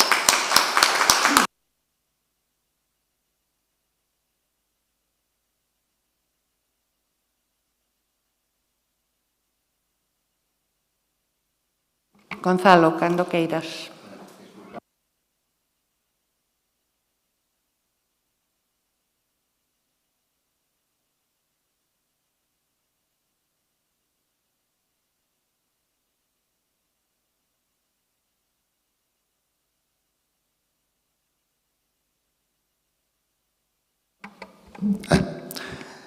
Disculpade. Digo que vou falar de toponimia xacobea, é dicir, daqueles topónimos que están motivados pola propia existencia do Camiño das Peregrinacións e do feito xacobeo. Como andamos medio... Vou ler un resumiño do que traía logo no texto. Entón, en primeiro lugar, estudo os topónimos que conteñen o substantivo camiño. Aquí hai que evitar naturalmente a microtoponimia, porque na microtoponimia, aínda que poida haber algún camiño que fai referencia ao Camiño de Santiago, pois calquera outro camiño recibe ese nome, pero en graos de toponimia un pouco máis elevados eu escollín nomes de parroquias, pois son todas, maioritariamente son todas do Camiño francés, San Martiño de Calvos de Sobrecamiño, Calvos de Socamiño, San Xiao do Camiño, o Camiño San Mamede, San Miguel do Camiño. Podemos incluir como propia do Camiño portugués, se queremos, a Virxe do Camiño, a peregrina pontevedresa, que é Camiño portugués. En segundo lugar, seleccionei os topónimos hospital, únicamente estou falando en territorio galego.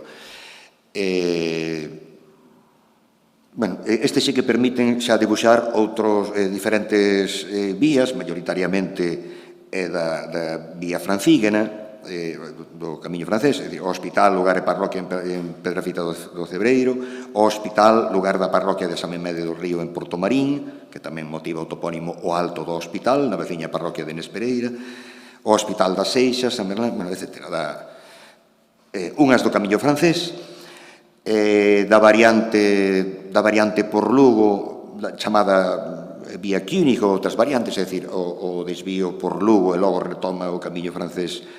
En Sobrado hai tamén dous hospitais, un deles na parroquia de San Pedro de Mera, concello de Lugo, e outro hospital na parroquia de Santo André de Chamoso, concello do Corgo. do chamado camiño inglés e das súas dúas ramas, unha que ven de Ortegal e Ferrol, outra da Coruña, que confluían en Bruma. Pois teño un topónimo hospital na parroquia de Andabao, en Boimorto, outro topónimo hospital na parroquia de Bruma, que é onde se producía a confluencia destas dúas vías. Do chamado, o que hoxe falaron pola tarde, o chamado Camiño do Mar, ou a variante do Camiño do Norte, porque hai propiamente o Camiño do Mar, en Cedeira, na parroquia de Montoxo, o campo do hospital, outro o hospital en Ortigueira. Acabo de saltar aquí de unha páxina para outra e deixei atrás varios. Dous hospitais no interior da provincia da Coruña, unha parroquia de Dumbría, concello deste nome, e outro en Xallas de Castriz, en Santa Comba. Eu creo que revelan un camiño alternativo do que se falou antes, do que viña por da ría de Murosenoia. E dese camiño, creo que un elemento fundamental dese camiño é a Ponte Nafonso. E quero reivindicar o propio nome da Ponte Nafonso como un topónimo xacobeo. Na tradición toponímica ou na tradición histórica, dubídase de que Afonso, primeiro, sábese que é un rei, ese que dá ese nome de Nafonso, sábese que ese N é o resto de do, Nafonso, don, interpretado o don, a primeira parte como a preposición co artigo do, por eso desapareceu Ponte Nafonso. Circula a idea de se ten que ver con Afonso II, con Afonso III ou con Afonso VIII, chamado noveno. É de Afonso VIII, a documentación de todos os outros danos información suficiente sobre o propio proceso de construción. E antes de estar concluído, chamábanlle Ponte das Pías, segundo aparece na documentación, de maneira que o único Afonso que pode motivalo é Afonso IX, que é o gran promotor do camiño nas últimas décadas do século XII e inicio do XIII. Teño outros dous hospitais,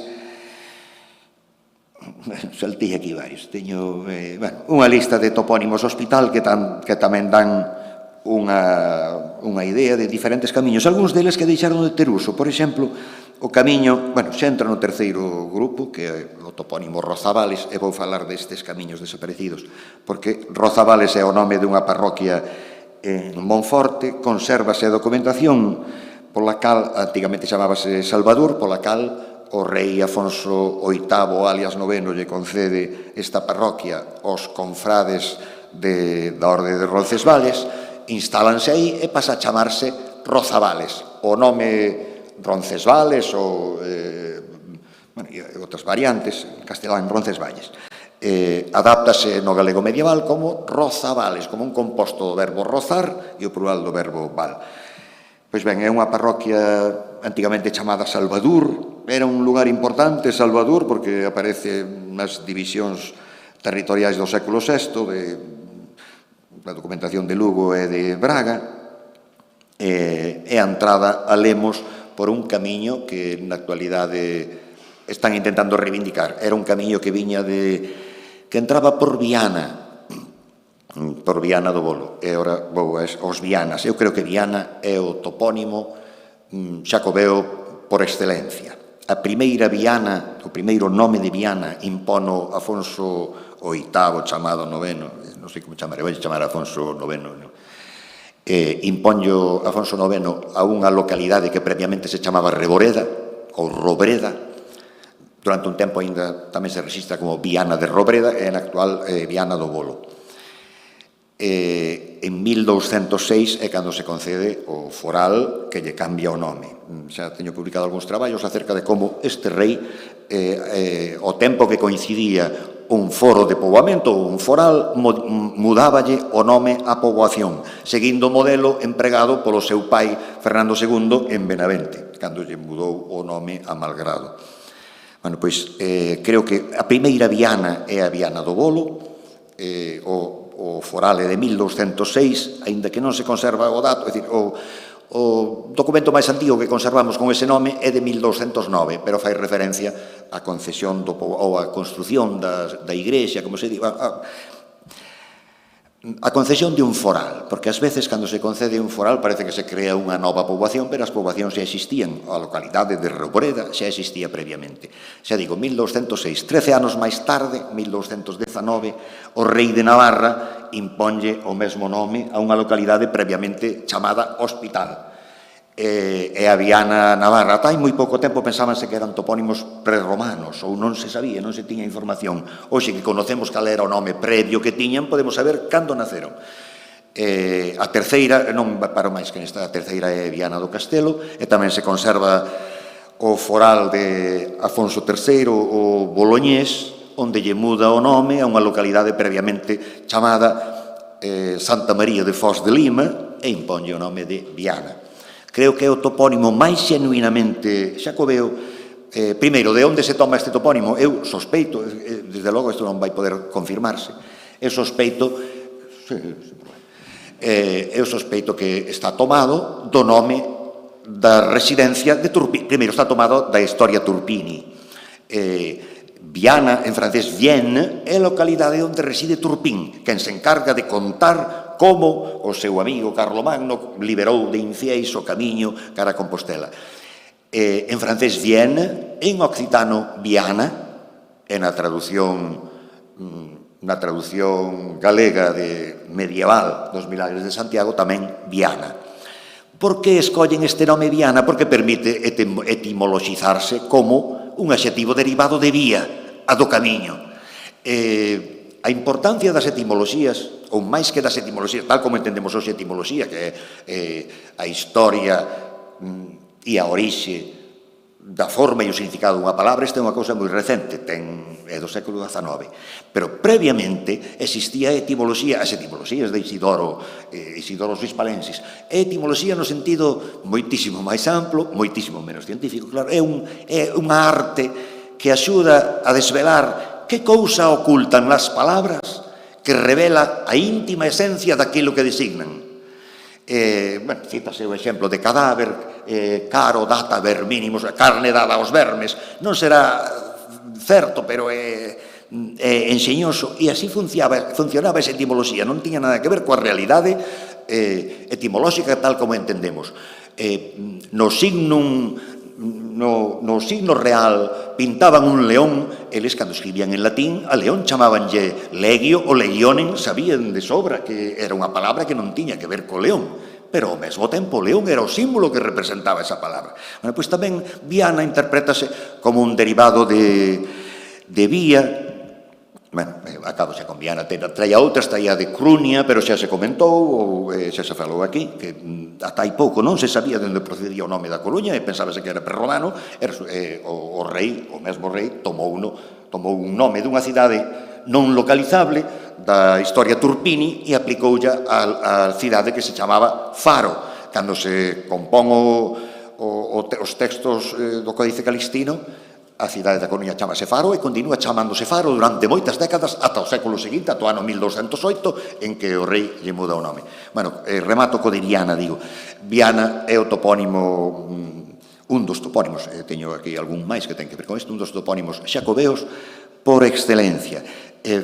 Interprétase como un derivado de vía, de maneira que é perfectamente explicable, bueno, a Viana do Castelo ainda ten o Hospital Vello, a rúa do Hospital Vello é unha vía do camiño. Digo que tiña que rematar e remato. A escoller Viana como nome de localidades ten algún parentesco coa escolla da vieira como símbolo das peregrinacións. E o que me interesa, xa o teño comentado algún vez, o que me interesa desta escolla, deste símbolo, porque con moita frecuencia as imaxes e a iconografía reproducen un pensamento lingüístico.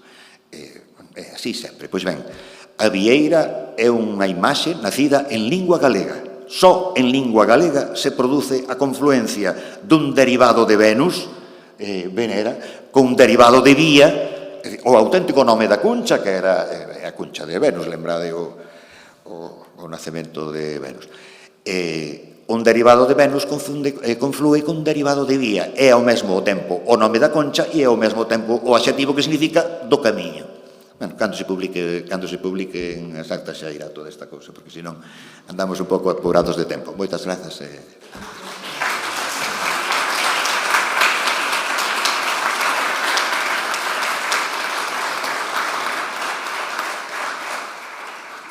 Imos iniciar un tempo de debate, non que pode ser moi extenso porque Cristina ten que marchar.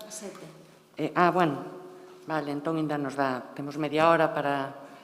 non sei se estaremos tanto tempo, pero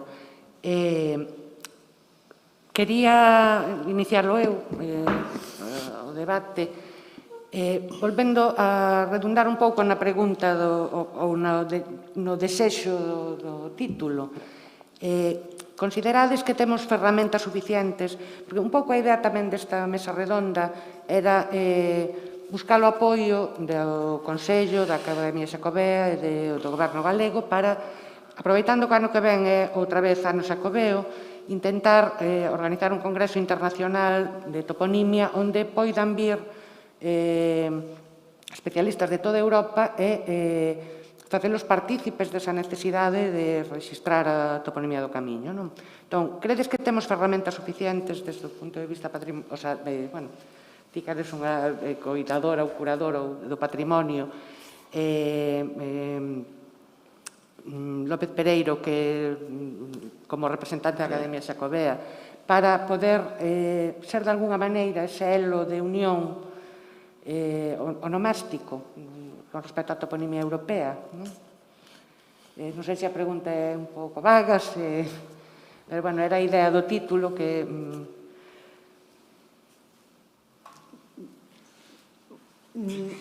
A ver, claro, tiña un apartado sobre o Consello da Cultura, porque o Consello da Cultura Galega precisamente eu formo parte da sección de patrimonio e desenvolveu 2019, 2020 e 2021 un foro de patrimonio especificamente dedicado a crear ferramentas para, que faltan para... Eso o quería decir. Penso que sí, penso que é moi pío. A ver, as ferramentas ahora mismo que se ten, todas as experiencias en centros educativos, eu cada vez que vexo a centralidade dos estudios da toponimia nesas ferramentas, penso que ten unha solidez clara dentro do camiño e que podía ser moi novedoso. Eu, decimos na miña terra, para arrimar a miña sardiña, penso que o que falta é esa colaboración multidisciplinar con traballos, con ese acompañamiento penso que se está moi avanzado nos estudos, pero o salto a cambio das prácticas cidadáns en comparación con, penso que aí, pero, bueno, volvendo tú, por suposto, animo vos a facer ese congreso. Eu distinguiría, evidentemente, hai unha parte da macrotoponimia que máis ou menos está descoberta, pero hai unha gran parte de microtoponimia que está por descubrir, que eu creo que é o papel fundamental. É dicir, os grandes marcos de toponimia, salvo algunhas precisións moi concretas, como determinar a hora cunha, está feito, máis ou menos, están os grandes marcos, sí, pero esa microtoponimia que creo que é na que estades a traballar, esa sí que penso que é moi importante, porque non vai a dar saltos de 10 en 10 kilómetros como son a macrotoponimia, senón que no medio queda moita microtoponimia que probablemente non está aínda, por menos o acceso de todo o mundo, descubrila e poñer o acceso de todo o mundo, creo que sí, que é importante. Sí, sobre todo que o coñecemento desa microtoponimia é moi local, é dicir, a microtoponimia relativa ao camiño que pasa por Navarra, pois conocen os dos distintos sitios, nada máis, non? Gonzalo, se queres achegar algo. Non sei, pero cando dixe hai ferramentas, eu creo que para un toponimista nunca houbo un momento, no pasado nunca houbo un momento onde dispuxésemos de tanto acceso á documentación, por exemplo. Cousas como, non sei, simplemente o Arquivo Histórico da Universidade de Santiago, o Arquivo da Catedral de Santiago, o Portal Paes. Un pode acceder a documentos medievais, ver o original ali, como nunca se puido no pasado. É dicir, é máis fácil fabricar un aletófilo de Sarmiento hoxe en día que hai 200 anos. É Hai moita documentación. Eu, agora, se puxen a cosa, era para facer un comentario acerca da cuestión patrimonial dentro do que estamos. É que a toponimia dentro do patrimonio ocupa un lugar moi particular, e ten unhas características bastante distintas ao resto do patrimonio inmaterial, ou polo menos ao outro patrimonio inmaterial. Non sei se isto é coñecido, pero a Lei de Salvagarda do Patrimonio Inmaterial Española do ano 2015 se inclúe unha mención explícita a toponimia tradicional, chamase así, e a instancias da Real Academia Galega, porque coñecedores de que se estaba redactando un borrador e non había ninguna referencia a toponimia, enviouse unha bueno, non sei como se fixo finalmente, pero vamos, foi a instancias da Academia. A toponimia ten de particular dentro do patrimonio que, en primeiro lugar, ten unha función social viva, que é designar a realidade xeográfica. Ou hai moito patrimonio que funciona, está a medio camiño entre o que ten función e o que debe conservarse porque perdeu a función social. É dicir, porque pasou a ser folclore en vez de ser hábitos tradicionais de comportamento.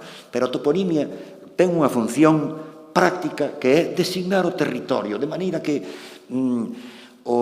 a salvagarda da toponimia en principio non require maior esforzo, salvo que o topónimo estea competindo con outros topónimos. Pero, en principio, é unha función necesaria que os lugares teñan o seu nome, de maneira que a toponimia require moito menos gasto, moito menos esforzo na súa salvagarda que calquer outro elemento do patrimonio material, penso eu. E logo ten esa outra peculiaridade que xa comentamos, é que a diferenza de outros elementos do patrimonio, canto máis se usa, máis fortaleza adquire. Non se desgasta nin se consome, ao revés. De maneira que ten algo de particular dentro da cuestión do patrimonio. É dicir, que o simple feito de que poida continuar tendo unha función, como teñen as coordenadas xeográficas, é dicir, de designar un elemento da paisaxe, pois xa favorece a conservación da toponimia, porque hai unha función pública que pode seguir exercendo. Queria comentar isto nada máis. Algúnha pregunta entre os membros do público? O que quero comentar é que Galicia realmente, desde o punto de vista científico, sí considero que está preparado para liderar un congreso internacional desas características. O estudo da toponimia en Galicia, como vos sabedes ben, e como ti comentaches antes, foi empezado en Galicia por Martín Sarmiento.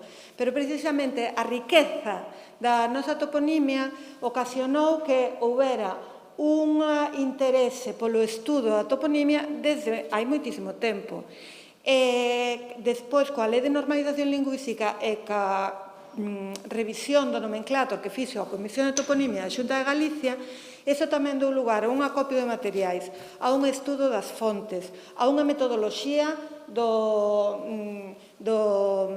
das formas toponímicas, que realmente eu considero, sin exagerar, que estamos á vanguarda dos estudos toponímicos científicos da Península Ibérica, por non chufarnos moito. Pero, sí, porque posiblemente tamén en Europa. En Francia, bueno, en Francia tamén... Non, pero é que efectivamente a lingüística diacrónica en moitas zonas de Europa desde hai 50 anos pasou de moda, é unha especie de entón, lingüística histórica ou historia da lingua, este tipo de cosas, pois están ausentes dos programas oficiais. Aínda que eu non me refería só ao estudo da lingüística histórica, porque o estudo da toponimia ten un interese certo da etimoloxía e destas cousas que a nós tanto nos gustan. Pero, aparte, tamén ten unha dimensión práctica e actual que pode plasmarse en moitísimas cousas, non só nos estudos, nas vertentes didácticas que hoxe vimos aquí, nese par de experiencias tan interesantes, sino tamén cousas absolutamente prácticas como no deseño dunha app para que os peregrinos, cando pasen polos seus sitios, saiban a que significan eses lugares ou por que se chaman así os sitios. É dicir, que Galicia debería aproveitar esa que somos millonarios neso, millonarios en toponimia, que temos xa un caudal científico acumulado tan grande, pois para liderar efectivamente os estudos toponímicos aproveitando ese itinerario cultural europeo que significa que é o Camiño de Santiago, non? Bueno, estamos todos de acordo, pois veña. Bueno, nada. Algúnha pregunta máis? Se alguén quere facer a pregunta, como hai un problema cos micros, eu vou na repetir aquí para que quede... Couñago, que aproveito que quere falar Xosé Couñago para dicir que en Redondela están levando adiante unha experiencia moi interesante que consiste en que nos rótulos dos topónimos leven un código de barras incorporado e as persoas con un teléfono poden ter información acerca do topónimo que figura no rótulo. É unha cousa tan simple e tan fácil de facer que me parece extraordinario o que estades facendo.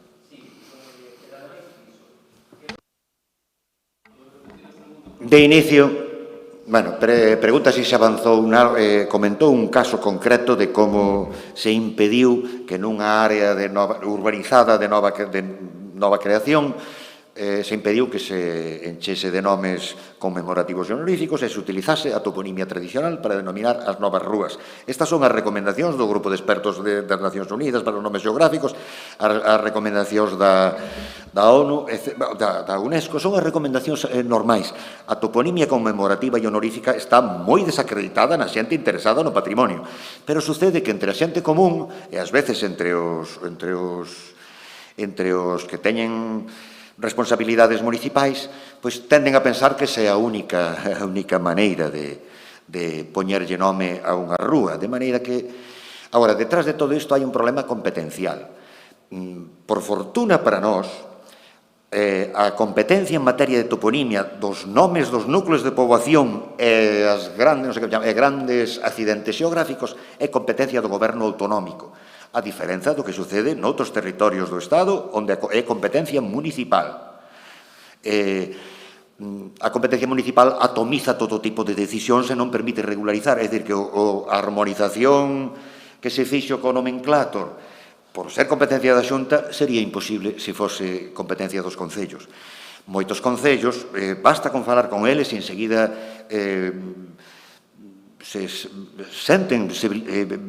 ven que o sensato é conservar a toponimia tradicional, pero de unha maneira medio inconsciente ou medio, pero non só quen ten responsabilidades, sino tamén xente común, tenden a pensar que os nomes das rúas e a toponimia intraurbana, que é a chamada toponimia que ten competencia municipal, que é unha especie de panteón de persoas ilustres, ou é un sitio para homenaxear a alguén, ou sucede calquera cousa e a xente mobilízase para pedir que lle poñan a rúa de non sei quen a non sei canto, que despois, eso, eu vivín moitos anos na rúa Joaquín Loriga, en Vigo. Loriga é un aviador paisano meu de Lalín, en Vigo chamaban Lóriga, ninguén sabía nin quen era, que se fixo con poñerles ese nome a rúa? Pois non se fixo nada, simplemente, de maneira que eu creo que un dos problemas que temos é este.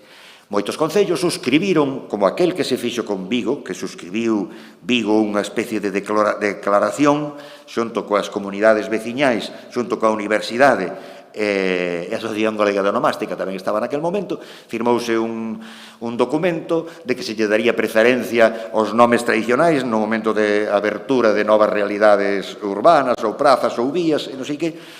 Asinouse, cumpriuse no chamado Pau de Navia, plan de, ali ao lado de Samil, aí cumpriuse, cando se iniciou outro plan semellante en Barreiro, en Cabral, non sei se sabes, os propios da asociación que asinaran o documento previo, da asociación local de Lí, eran os máis interesados en que un non sei que novas rúas ia abrir, ya dedicasen ao anterior presidente da... Hai esa tendencia de pensar que as rúas son para homenaxear a xente.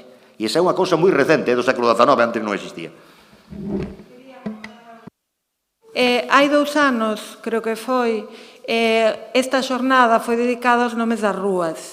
Dentro das conclusións desa xornada, realizouse unha declaración que estaba baseada nesta experiencia que acaba de comentar Gonzalo e que impulsara no seu momento a Asociación Galega de Onomástica, coa idea de esa declaración que está publicada nas actas correspondentes da Rúa dos Nomes, ca idea de que a Real Academia Galega levase a Federación Galega de Municipios e Provincias para conseguir un compromiso, porque efectivamente, desde o punto de vista da lei, non se pode obrigar aos concellos que fagan nada, porque, como acaba de dicir Gonzalo, solamente a lei determina que é a Xunta a responsable dos macrotopónimos, pero dos odónimos ou nomes das rúas, os responsables son os concellos.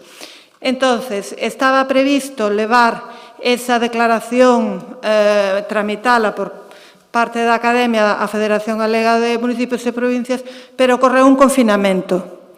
E entón quedou todo un pouco parado, non se fixo, a ver se agora retomamos ese ano e medio que perdemos en todo.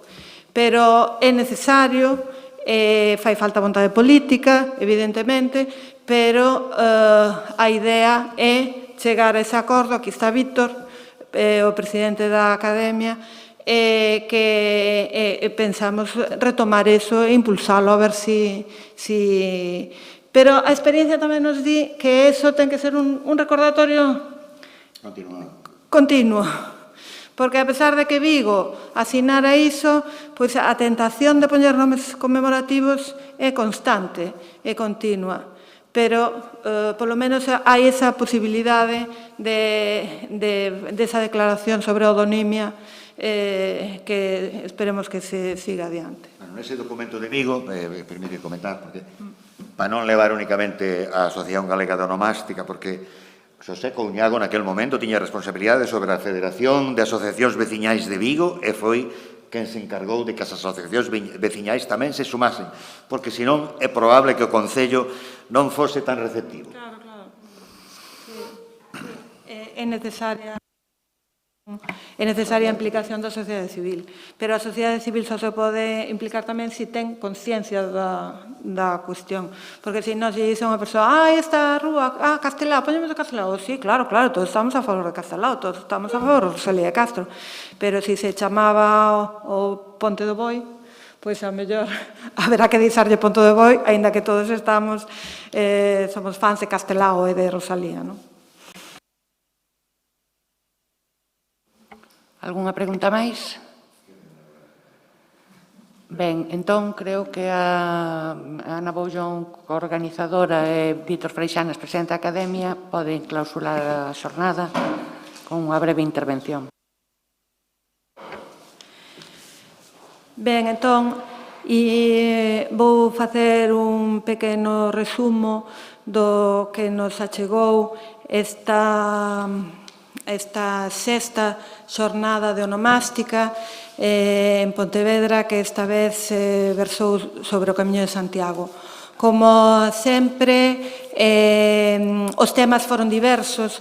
A primeira das contribucións explicounos os diferentes camiños que tiveron os topónimos Galicia e España, que están bastante afastados do que a historiografía oficial que deriva da historia decimonónica nos fixo chegar, e que nos descubre unha parte do noso pasado, do pasado medieval de Galicia, que tamén estaba bastante oculto e que desde hai uns anos a historiografía galega está empezando a descubrir.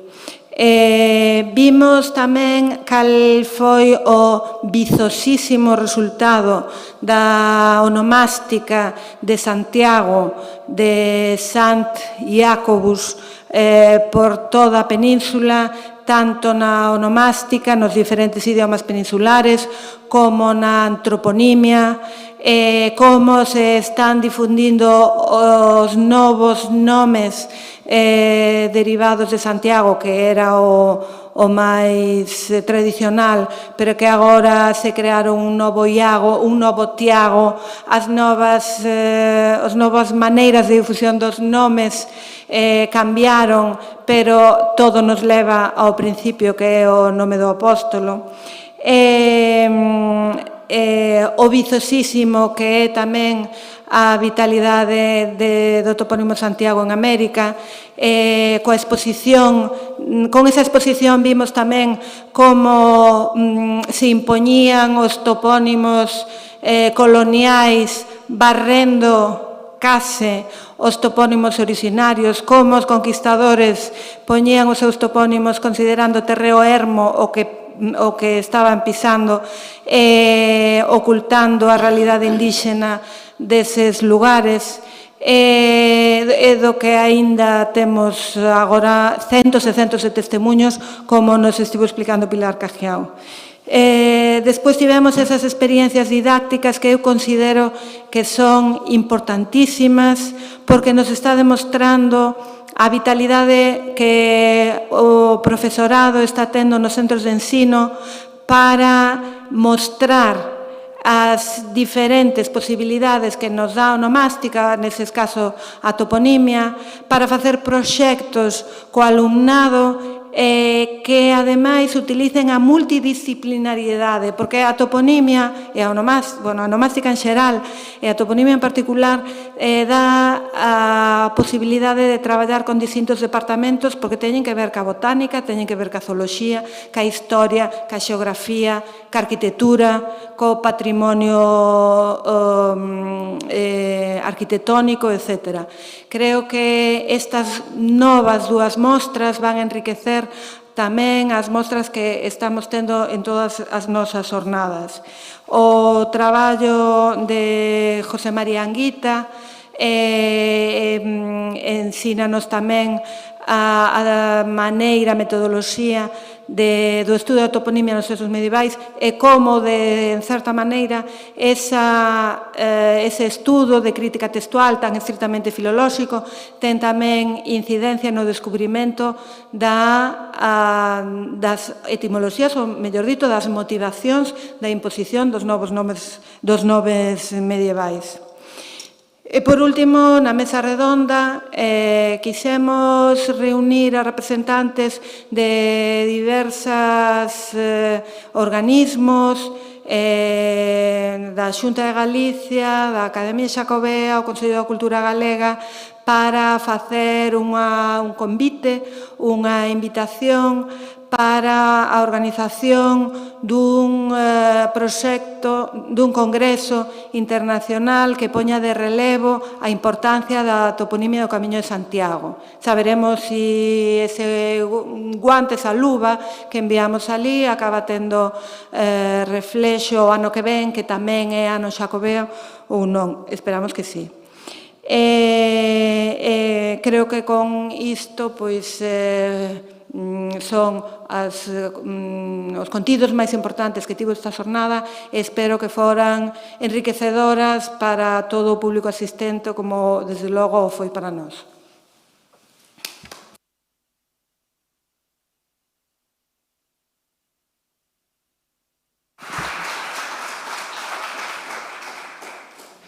Moi ben, pois pola miña banda, repetir os agradecementos e os parabéns. Os agradecementos a toda a sección, a todo o seminario de onomástica, que ven traballando cunha constancia, cunha metodoloxía, cunha teimosía ás veces e cunha precisión admirables. Eu que asisto sempre que podo ás sesións dese seminario, o único que sinto é admiración polo traballo que ali se realiza. Moitos dos membros do seminario están aquí, eles e elas. Ana e Luz foron as responsables de coordinar estas xornadas, estas sextas xornadas de onomástica, e pensade que a sexta edición é cada vez máis sólida no sentido de que hai unha achega de reflexións, de documentación, de coñecementos, de experiencias tamén, que permiten, eu, nese aspecto, súmome, lógicamente non podía decir outra cousa como presidente da Real Academia Galega, pero ademais porque estou convencido de que o ano que ven, Ana,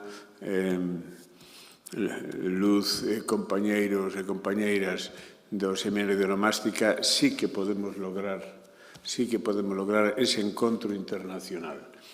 Temos que poñernos a traballar xa, temos que empezar a reflexión e os contactos seguro que é o máis doado de construir. A reflexión témola clara, porque non é a primeira vez que falamos disto, e ademais é unha maneira de, aproveitando que o ano que ven tamén sigue sendo ano xacobeo, pois utilizar a marca, e agora vou a botar man do que se reflexionou nas jornadas do ano anterior aquí mesmo, utilizar a marca do Xacobeo e a marca de Santiago de Compostela como marca de identidade de Galicia, da nosa cultura, da nosa realidade nacional, para situala no mundo. Non só en Europa, que en Europa tamén, senón no mundo. Hoxe pola mañá houbo reflexión sobre o que significa, por exemplo, e todos temos comentado moitas veces a presenza de Santiago en América, por exemplo, pero non só en América, senón tamén en moitas partes onde nos levan os camiños polos camiños máis insospeitados. Estou pensando naqueles primeiros traballos que publicaran en Galaxia de Escandinavia, de como baixaban dende Escandinavia os traballos do mundo xacobeo, non?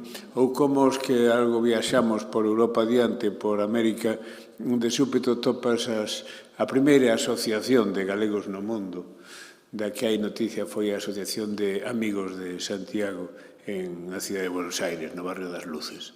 Bueno, pois no século XVIII, pois darmonos unha idea de como esta marca, que é Galicia, e o que está detrás é Galicia, as que traballamos no mundo de edición e íamos á Feira de Frankfurt, por exemplo, cando chegábamos ali, o meu amigo Manolo Bragado e Maixeu, pois intentando, xestionar dereitos de autor e contratacións de traduccións, etc., para a cultura galega, sempre preguntaban, pero eso onde está? Galicia. E de súpeto Galicia, Polonia. E acabábamos todos en Polonia, hasta que algún de nós decíamos, no, Saint-Jacques, Santiago de Compostela. E era como encender unha luz. De súpeto, o foco movíase e referenciábanse de outra maneira, e era como se nós aparecésemos no mapa de algún xeito.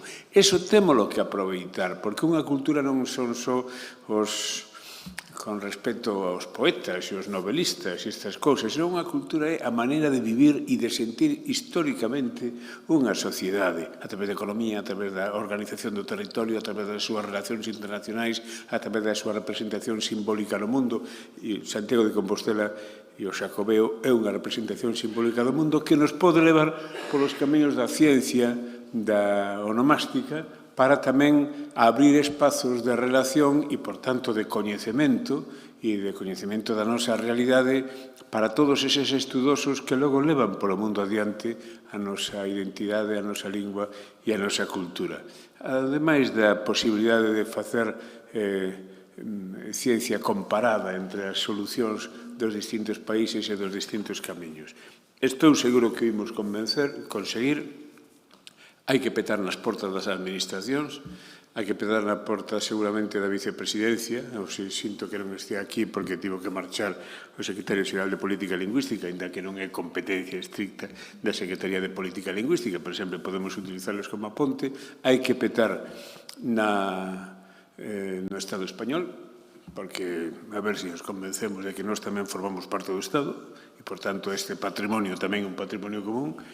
E hai que petar na porta da Unión Europea. Con esos pulos e con nosos coñecementos e relacións, estou seguro que ano que ven podremos estar aquí e Pontevedra seguirá sendo a nosa anfitriona e podremos estar aquí celebrando e falando e reflexionando sobre esa dimensión internacional de todos nós a través dos nomes das cousas, dos nomes dos lugares, neste caso tamén dos nomes a través da onomástica e da toponimia. Moitas grazas a todos, grazas aos que a través do streaming seguiron esta xornada, que igual que sucedeu o ano pasado, grazas aos técnicos que traballaron e fixeron posible esta experiencia e ata o ano que ven na millorada, que decían os clásicos.